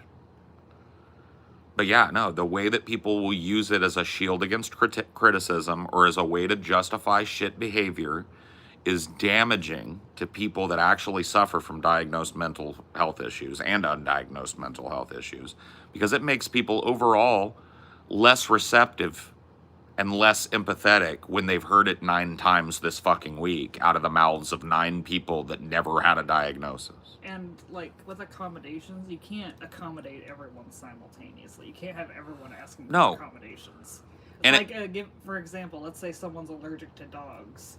They can't just go around expecting to never encounter a dog because people have service dogs. Right. So those disabled people have to be accommodated to allow But their their neighbors dogs might in. have a dog. Yeah. Right? You're going to be exposed to things. You can't expect eternal accommodation. And in fact, it's actually like the antithesis of a lot of like psychoanalytical, like the process, right? Like the process of psychoanalysis, right, is meant to help you cope and overcome the debilitating effects of whatever mental diagnosis you have. It's It is helping not you increase your stress tolerance. right. It is not meant to help you identify things that you're supposed to assiduously avoid. Right? There's a concept that I was taught called flooding, and I use it a lot. I get to a point where my brain is just eating itself, and so I flood it with audio visual input. And that short circuits that process in my brain and helps calm me down during a fucking, right? And so I go towards something that maybe I feel like I should avoid because my brain is already chaotic, and it gives me something else to focus on, and it allows my focus to travel across multiple mediums for long enough to short circuit that process. So I have to go in to anxiety to get out of it sometimes. I have to go into depression to get out of it. If I go like, guys, I really don't want to go do anything ever because I'm depressed, is that going to help me or hurt me? Right? And that's a self-critique. That is how my depression manifests, right? But I still get shit done, right? That's the point. You have to face it to fight it. Using it as an excuse 24/7, especially in social situations. Yeah, it's like you didn't make everyone else responsible for you working through PTSD. No, I didn't ask people not to play certain songs. I didn't make excuses, that weren't about me for why I wasn't going out with people at night. I just straight up told people. I was honest with people about it. And when I couldn't do something as a result of my mental health, I didn't make it about them, and I didn't ask them to accommodate. I just let them know, hey, I got to step back. And never once were people like, oh, we're fucked up about that, right? You weren't like, we guys, everything has to be rescheduled to the daytime. No, it was just like, Paul can't participate. Paul's out for a bit. And people, that are my friends and family have learned to put up with that because that's how I deal. Right? I cannot be Mr. Sociability 24/7, especially face-to-face and going around and going to events. That just ain't never been me. Right? And, I can struggle against that, and I do. I think it's healthy when I do. But I don't live my life in constant struggle against my nature. That brings you nothing. You know what I mean? This is what I'm talking about. This is a complex topic. And when people that don't have the basis of knowledge are running with self-diagnosis, they're using it in a way that excuses bad behavior in their minds. And it really turns people against, right? Because then they're going to associate you with BPD. And you're just a dick. You know what I mean? The next time they hear somebody has BPD, they're probably going to prejudge that person in a negative way because you self-diagnosed yourself that way and you were an asshole.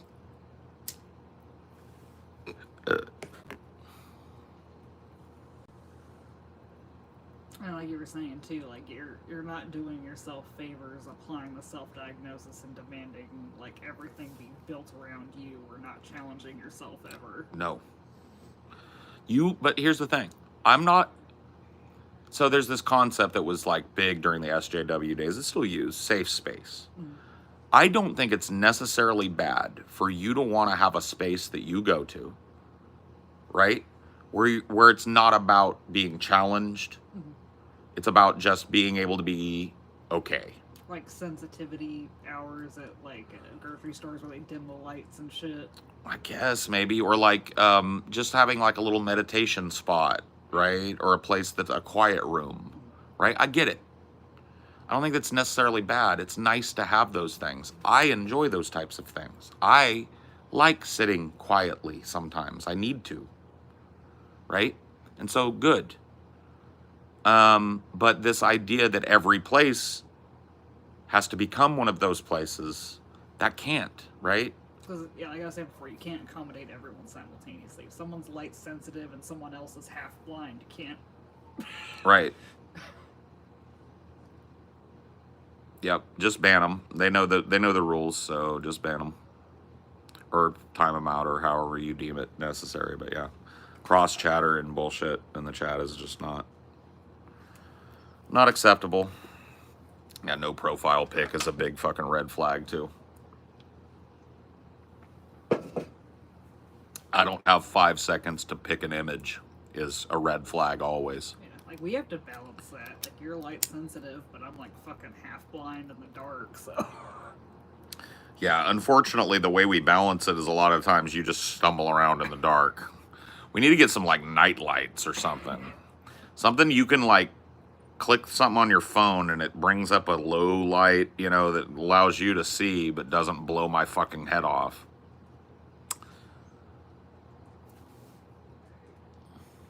That's why I don't like haunted houses. Not necessarily because they're scary, but like I can't see where the fuck I'm going. Yeah. I'm more scared about tripping than whatever's in the haunted house. Yeah.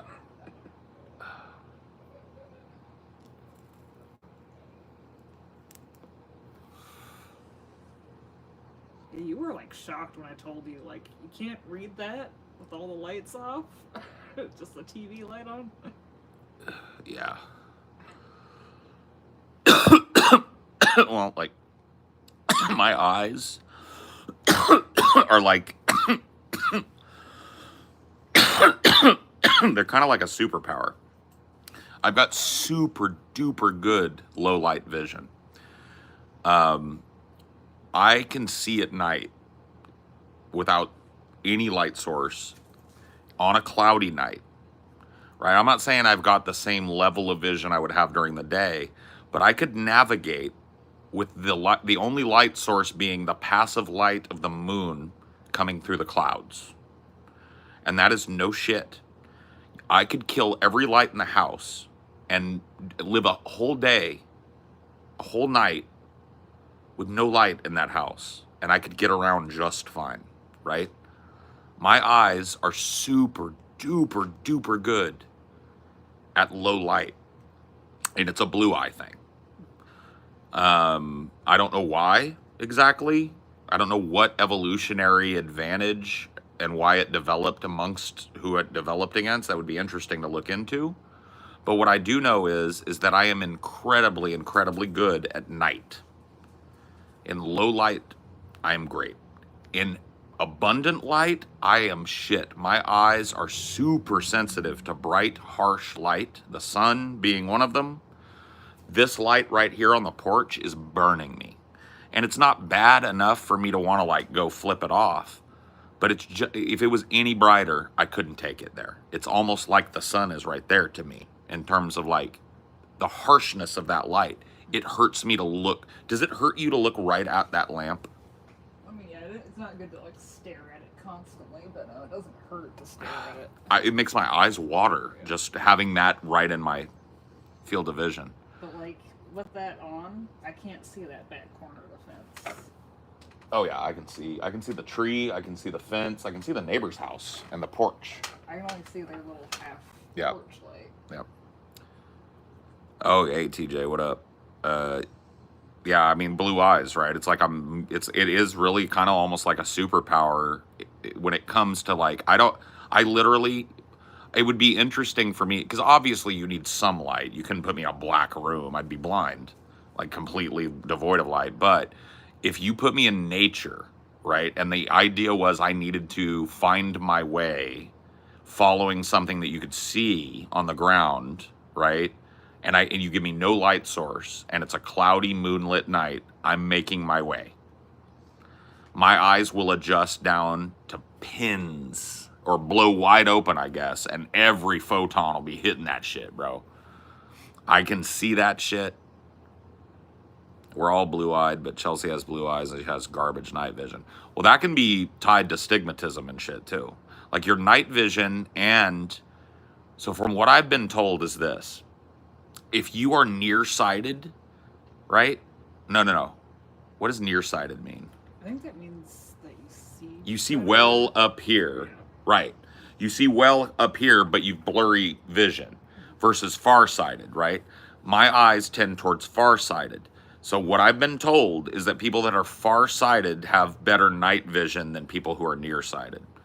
So astigmatism in that direction will give you worse night vision.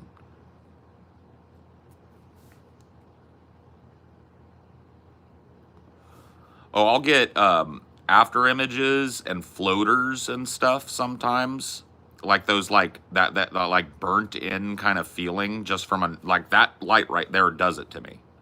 If I stare at it and then close my eyes, I can still see it. It's like a, you know what I mean? It's like a spot in my eyes for a while.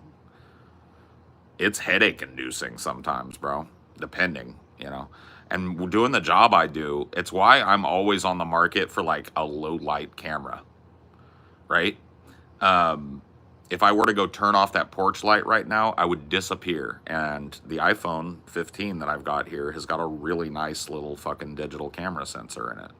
So like a low light video cameras, I want that fucking, I want that camera and lens that Kubrick used when he filmed, what you call it? Barry Lyndon, yeah. Where you could do it with just candlelight, bro. Yes.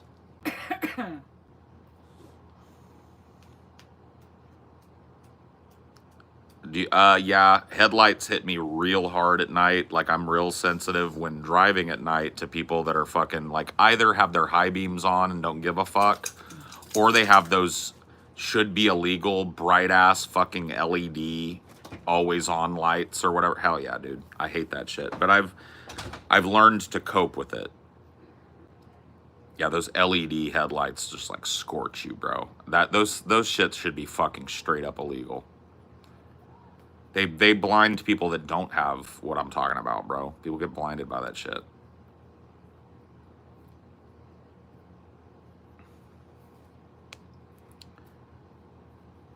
Yeah. It is really awful. And I know that dude, like think about it. If you're in a smaller car that's lower to the ground, you are fucked because everybody's in a crossover now that's like, 2.5 feet off the ground. And so where are those headlights? Right through your back window, hitting your rear view mirror. How is that fucking safe?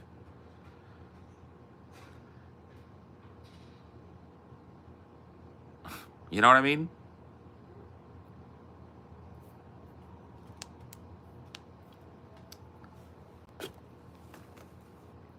And I'm one of those guys that's pissing you off. I'm in a big fat SUV behind you, dude. And I hate to say it, but I think it's got LED headlights. I think it came standard with them. At least they adjust given the light conditions. I do know that. I have an auto setting that lets my headlights be dimmer based on the available light than they need to be. And then they have like a high beam setting that automatically turns off when it detects the back end or front end of an oncoming car or a car that I'm coming up behind. That's kind of neat, right? So at least I'm trying to help you out.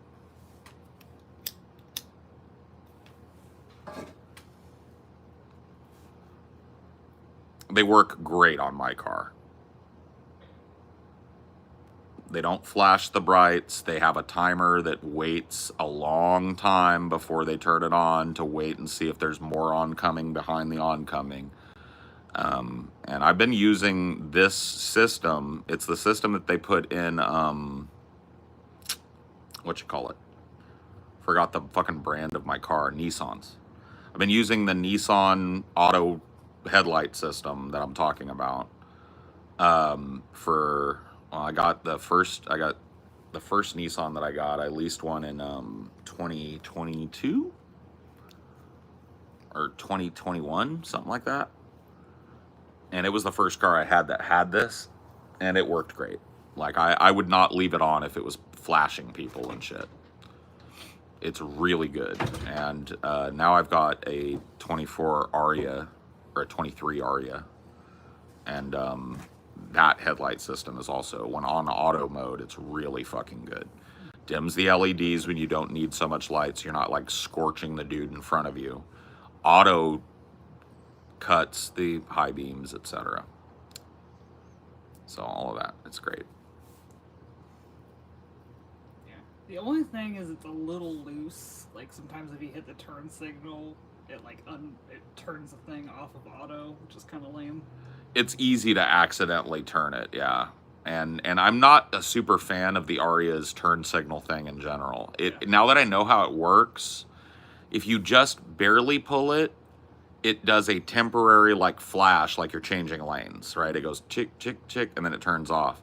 If you pull it all the way down, accidentally, when you're trying to do that, it turns on the full turn signal, and when you change lanes, you have to like push it up. Instead of moving it back to center, you have to like push it up to turn it off, and sometimes it'll turn on the other one. It's fucked. I had to learn.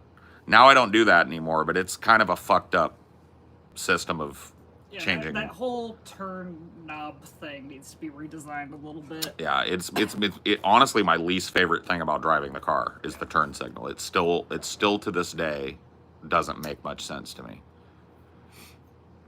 It's like I see what they were going for, but nobody tested this and saw people were having, like, I had trouble the first time I drove it.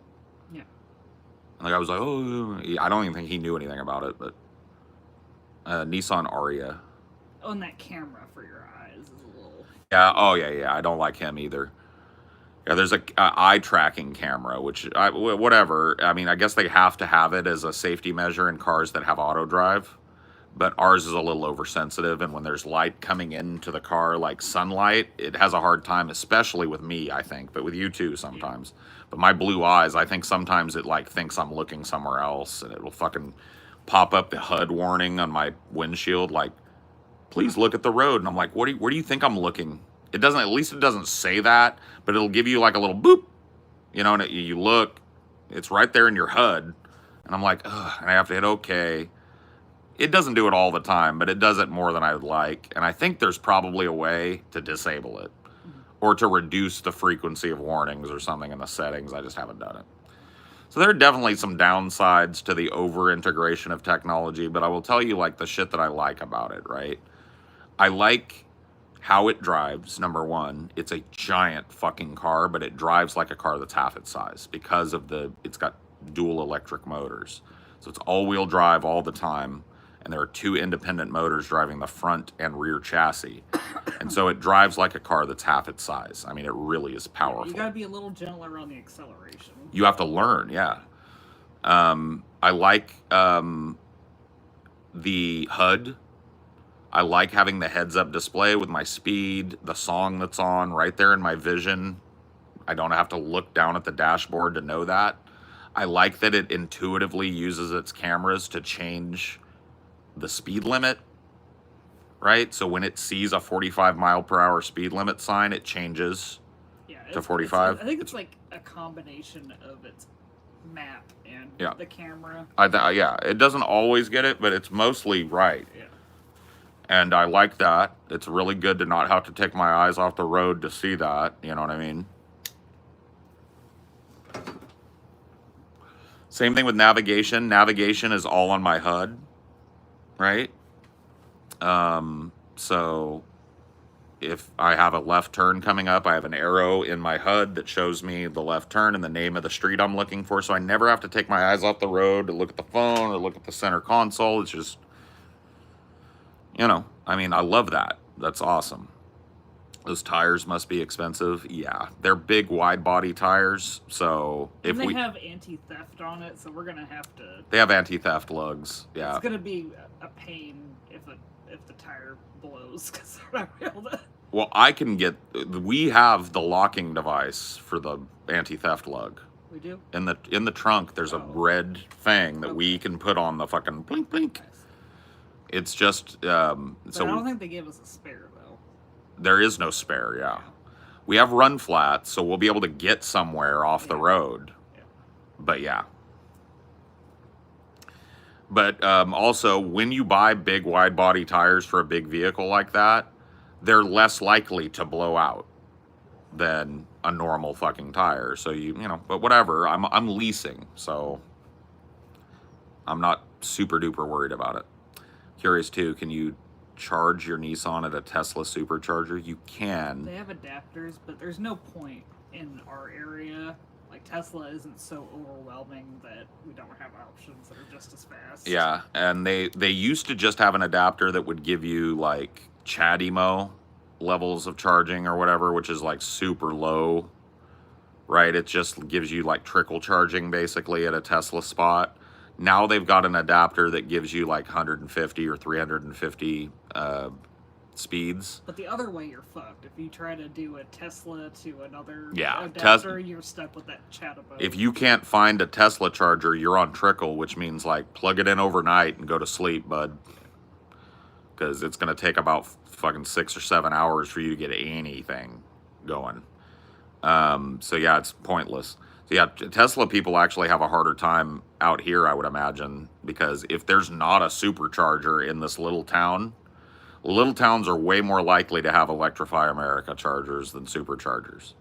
But Electrify America doesn't have Tesla supercharge. Can't. They would offer it. I guarantee you, if Tesla gave up its fucking rights to be the only people that can make a Tesla charger, right?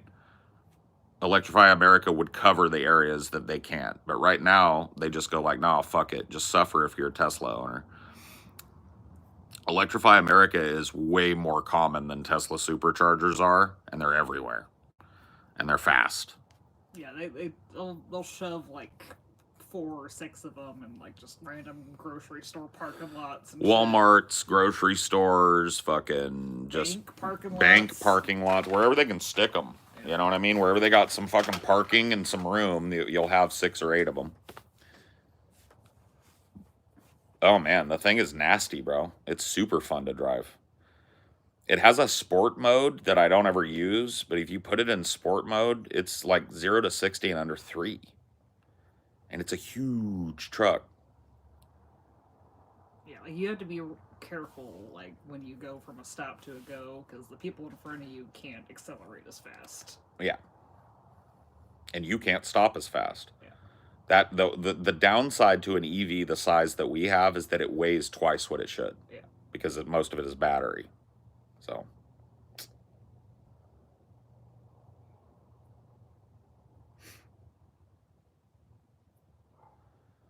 Zero to 67.5 on that model. I have a Platinum Plus. Yeah, with have Eco the Drive. highest level of. Yeah, we didn't get the standard Aria. I've got a Aria Platinum Plus with the Eco Drive thing. E-Force, whatever they call it, E-Force. Yeah. So. Add all the pluses and extra words, and you got it. Yeah. I got the top shelf model because I'm leasing. So what's the fucking point? What's the point in driving the shitty model? You know what I mean? Yeah, the payments are way lower on leasing usually. Yeah. Because you're not doing the full price of the car. $389, yeah. That sounds a little better. It's nuts, dude. In fucking launch mode or sport mode, bro, it's actually spooky how fast it is for such a big fucking car.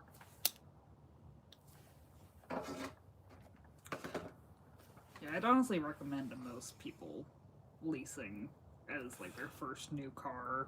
It works for me because I maintain I'm not trying to brag, I maintain a certain level of income, and I'm not looking, I don't use a car as a utility as much as most other people do. So it's good for me to have a reliable, comfortable car because I do nothing but long drives in it. And, you know, we can afford to have like the lowest mileage allowance per year on the lease because we don't commute. 5.0 0 to 60. Yeah, I mean, maybe. I look, dude, I didn't fucking time it on a chronometer, but I know it's fucking fast. It's super fast. Way faster than it looks. Way faster than it has any right to being, and that makes it dangerous. It's like you put your foot in that and you hit somebody with it, it's going to be like you hit them with 2 cars.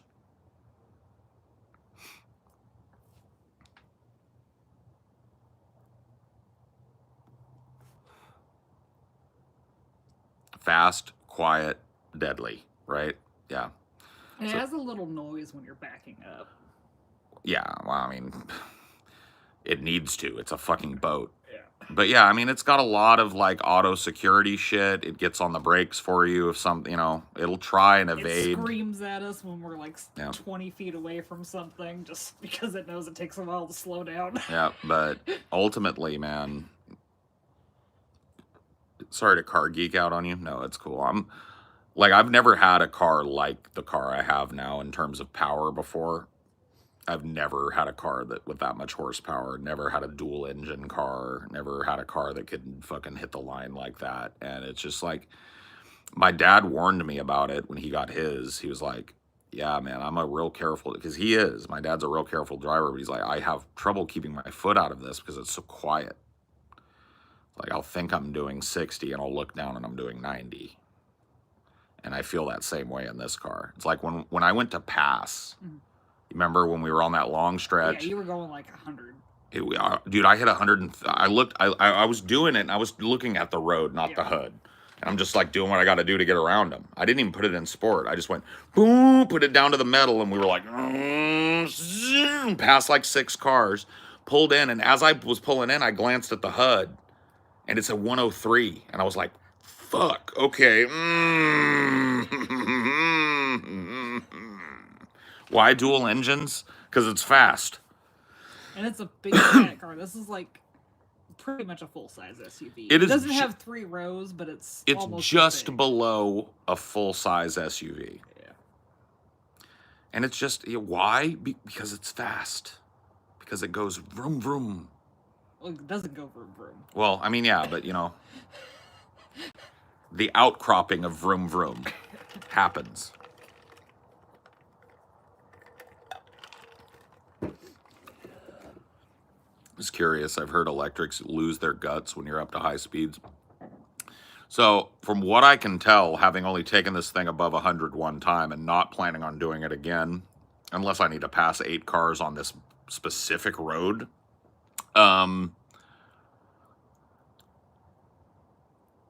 it feels like there's a governor. And that's just from experience driving zippy little gas cars with governors, right?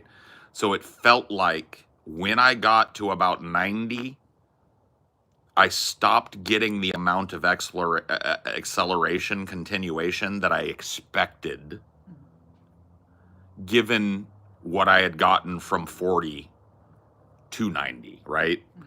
So it feels like it could give me way more, but there's probably, the whole thing is digital, bro.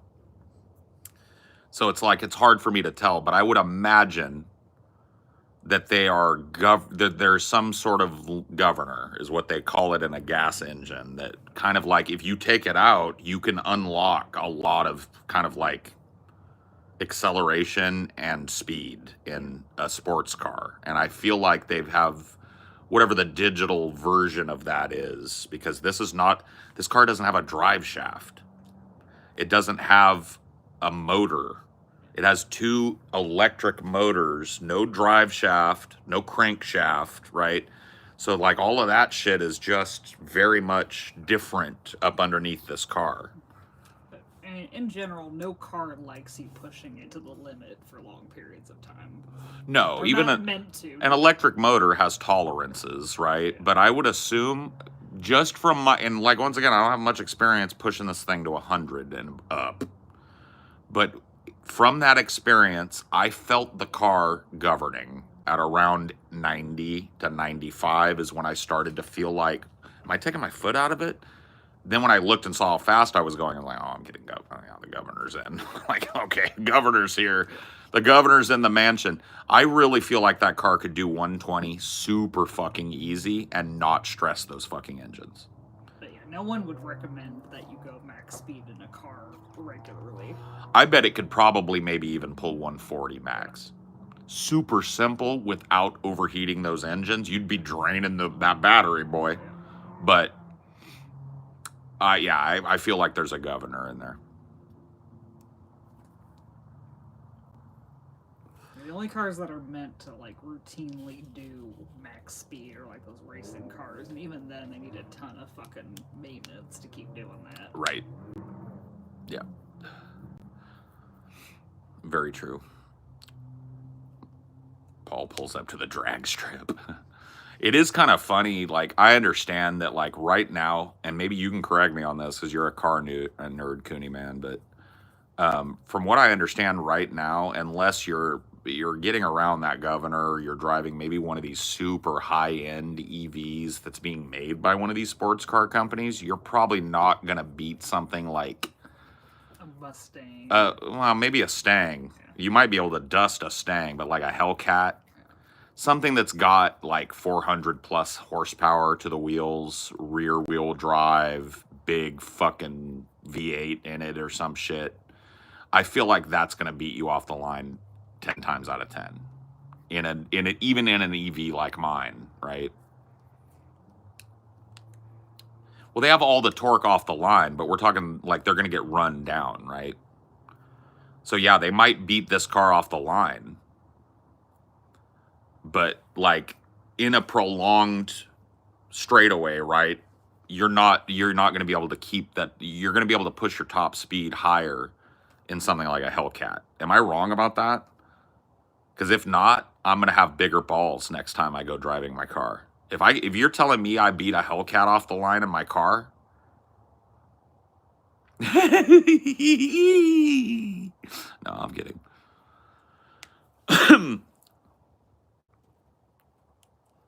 Depends on if it's a quarter or an eighth of a mile. Yeah, I mean, I'm sure it would. Yeah, it's like the sprinter versus the long distance runner. Well, like it's weird.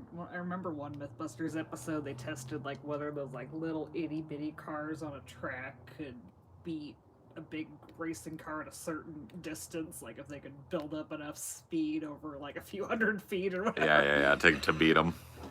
Just because they have no weight and no friction on those little track things. Yeah.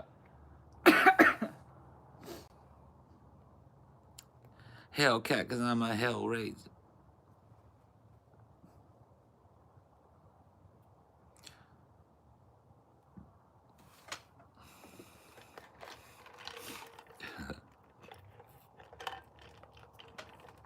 That's probably one of the most pain in the ass things, because those little Hot Wheels tracks are not meant to be outside, laid end to end for a mile. Yeah. Do you know what would be wild for me? Would be if they made an electric like our car, dual engines, right? But see, it doesn't make any sense because but if you gave me, I feel like if you gave me like 6-speed control, like I'm controlling how much power is going to the engines with first, second, third, fourth, fifth, maybe even a sixth gear. I feel like I could be even crazier in that car. Like, I'm wondering if that's even a thing. I don't know if it's possible. Like a manual shifter that puts power to the engines based on what gear you're in when there's no gearbox, right? I don't know if that's possible.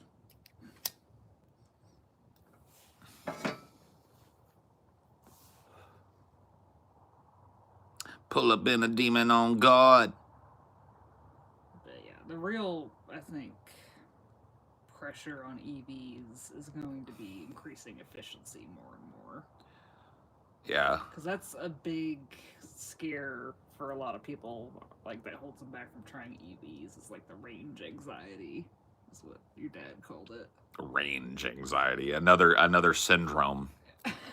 No, I know what it is now. Yeah, like where you don't trust if the miles it says on it is what it actually is, and you know that you're gonna have to sit for like half an hour or more at a charger to get it back up. Mm-hmm. Out of curiosity, what made you decide to get an EV, and are you able to charge it from home? I decided to get an EV because basically my dad got one, and he talked me into it. I'm gonna be honest with you. Like I resisted. I never even owned a hybrid. I just didn't think they were there. My dad let me look at his car and kind of told me what it was like to drive it. He's the same kind of driver as me. He's not puttering around town much, but he does long haul. And I thought I'd like to fucking try it with the infrastructure level. I would never have outright bought an EV like I own. But the worst case scenario for us was we go in and, like, if we just can't fucking stand it, we go in and do a lease break deal with them where they let us out of the lease because they put us in another car there, right? Or whatever the fuck. It's expensive, but not Right. as expensive as dumping a whole car. Right. It's not as expensive as the hit you take as soon as you drive a car you own off the lot. Right. You're going to pay a couple grand to get out of the lease as long as you stay with them. They put you in a gas car. Boom, boom. Everything's fine. And we knew Nissan was going to have a good gas car for us. We had one before. So, that plus their willingness to work with us on the price. I'm not going to tell you what we pay a month or whatever, but it's less than what you would expect to pay for a car like that because it's a lease, because my credit is good, because my proof of income is good. Because I negotiated good. I was able to get a rate on it that is actually, we have a lot of car for not much money a month. And ultimately at the end of our 4-year lease, 3-year lease, we decide we don't want it anymore. We take it in, we trade it in. Yeah. If we just, for whatever reason, like we move somewhere where the EV structure isn't as good, we'd be like, meh, we want to go back to gas or something. Yep. It's super easy for us to do it. So that's the upside of leasing, is that you're not locking yourself in for life with a car. And a lot of the maintenance is under warranty when you're on a lease. So if something breaks on the car, you take it in, they fix it. Right? It's nice.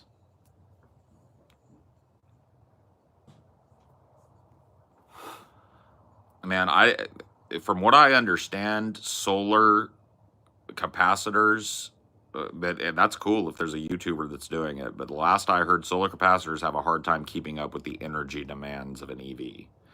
But as those get better, I think it's going to get really crazy what you're going to see people driving. I think the idea of putting reflective photosensitive cells all over a car so that it is constantly from every angle sucking up the sun's energy and putting it straight to the wheels. I think that would be too reflective. Well, that's the thing, is like, I don't think people are going to be driving these. So it doesn't matter how fucking reflective it is, right? You don't worry about blinding people when you're not even, I don't think we're going to be seeing out of our cars for long. I think that it will be an option for you if you'd like to make the fucking window less opaque for you and look through it.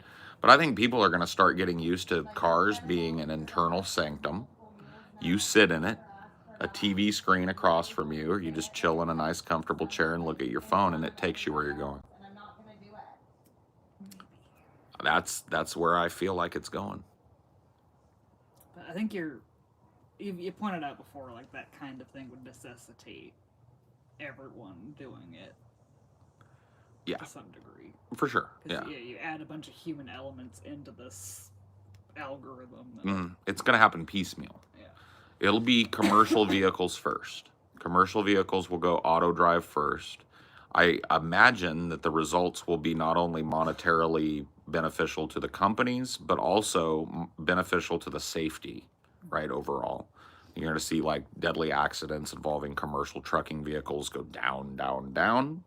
And when that happens, auto drive is, at the same time getting better. These HD mapped roads and in their ability to kind of like That thing where, you know, you can summon your Tesla to you in the fucking parking lot is actually pretty impressive. I don't think it's gonna be long before that's just how your car works. Like, That's another place where a lot of accidents happen. In what? Parking lots. Exactly. So, you know, like I imagine this, right? You're in an EV. It takes you via auto drive to the restaurant. It doesn't have to park in the parking lot. It goes to some underground charging facility, right? Where it just like moves into something and it's stacked. I mean, like it charges, and then when we're feeling like we're about to be ready to go, we summon it. And that stack pulls it out. The car backs out, comes back to the restaurant, picks us up, and takes us home. Then it doesn't even have to be here, right? We don't have to worry about, can we charge it at home? Do we have the charging infrastructure? It just drops us off at home and leaves. Goes to whatever the local charging station is, gets racked and stacked until we need it.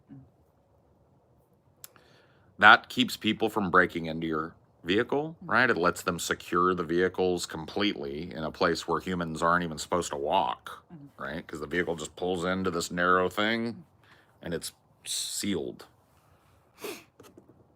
you know? So car theft becomes a thing of the past. It won't even respond to you at a certain point if you're not its owner.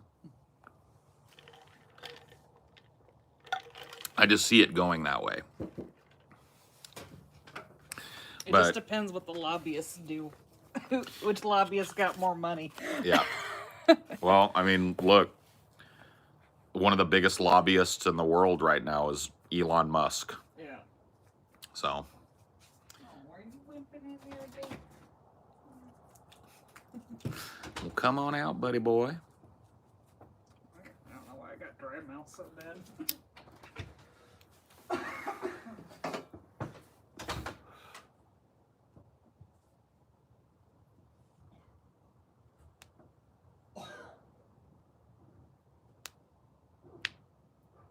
Pull up in a demon on God.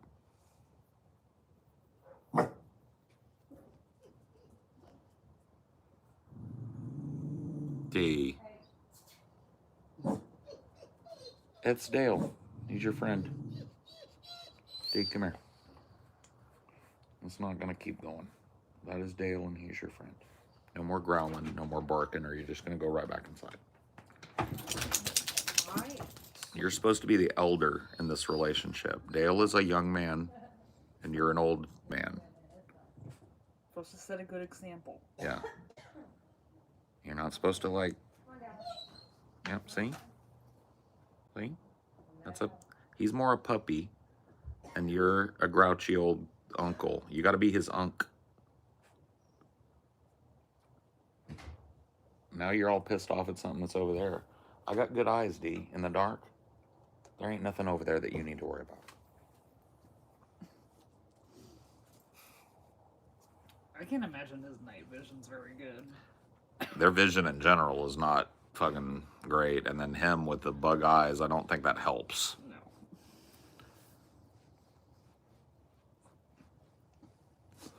D might be small, but he has the bark of a hellhound. You ain't kidding, bro. He'll blow your eardrum out. That's Dale the dog. It's a neighbor dog. He's very friendly. He loves Dino. And Dino just wants, he's kind of gruff with Dale, and I'm trying to get him to, you know, he's a young man. He's out in these streets. You got to show him the way. That's a young brother. Dino, if your people don't lift yourselves up, who's going to do it for you? Do you want to keep Dale down? Or do you want to help a brother up? That's right. Think about that.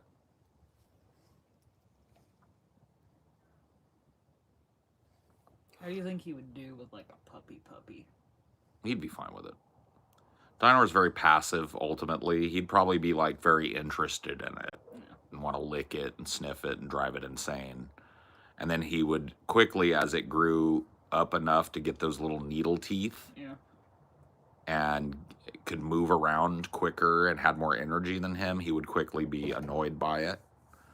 And he would settle into a very passive relationship with the puppy.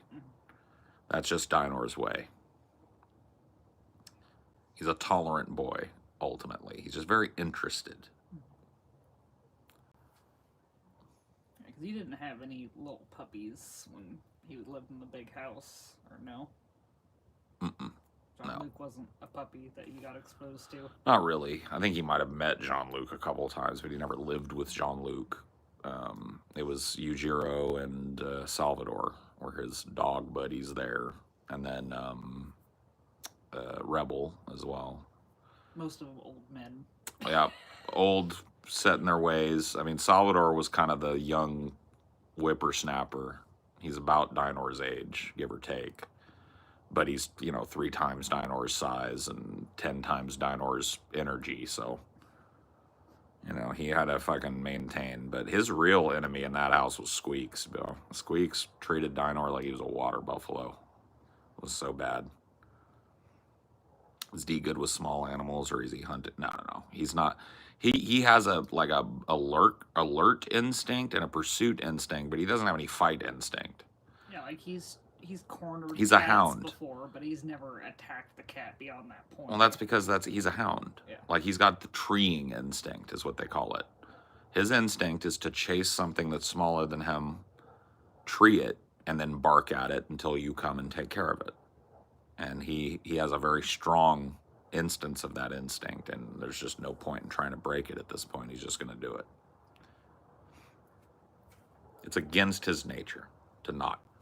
But ultimately, if an animal stands its ground, D will literally, like, at some point look over his shoulder at me like, what's going on, man? And I'm like, this is your fucking impulse, not mine, man. You might want to turn around. And he usually does. Eventually, he's just like, well, all right, you're not going to go up the tree, so I'm gone. Cats are ruthless against small dogs. Well, Dinor's just big enough to where a cat thinks 2-3 times before they just pounce him. Typically.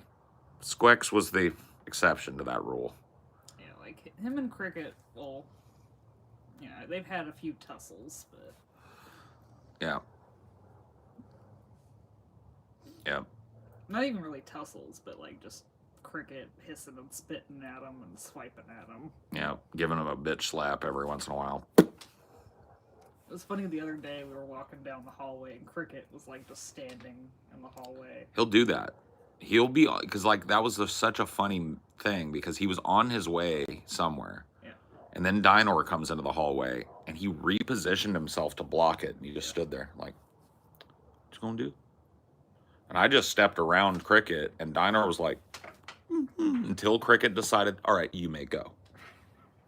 Like, Dinor won't even like push Cricket out of the way or bowl through him, or... Only if he doesn't see Cricket. Like, he's bowled through Cricket, like if he was like right behind the door. Yeah. Yeah, but like in a normal situation, Dinor ain't going. Like, he'll literally corner Dinor in a room. Like, Dinor will go off into Amelia's office to sniff around, and then Cricket will come and sit in the door.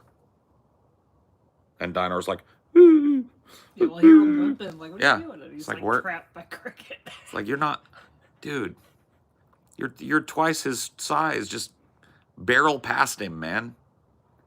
You might get a little smack on the way out, but... Yeah. Ain't the end of the world, bro.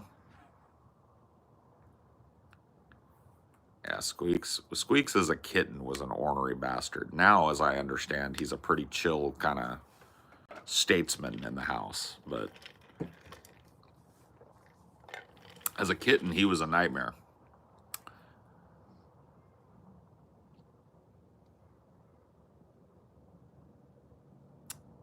But anyway, I think I'd be done. I think that's enough. I think that's enough streaming for the day. I do feel better than I did when I woke up, so that's a good thing. No sickness for me. Yay. What? Ooh, ah.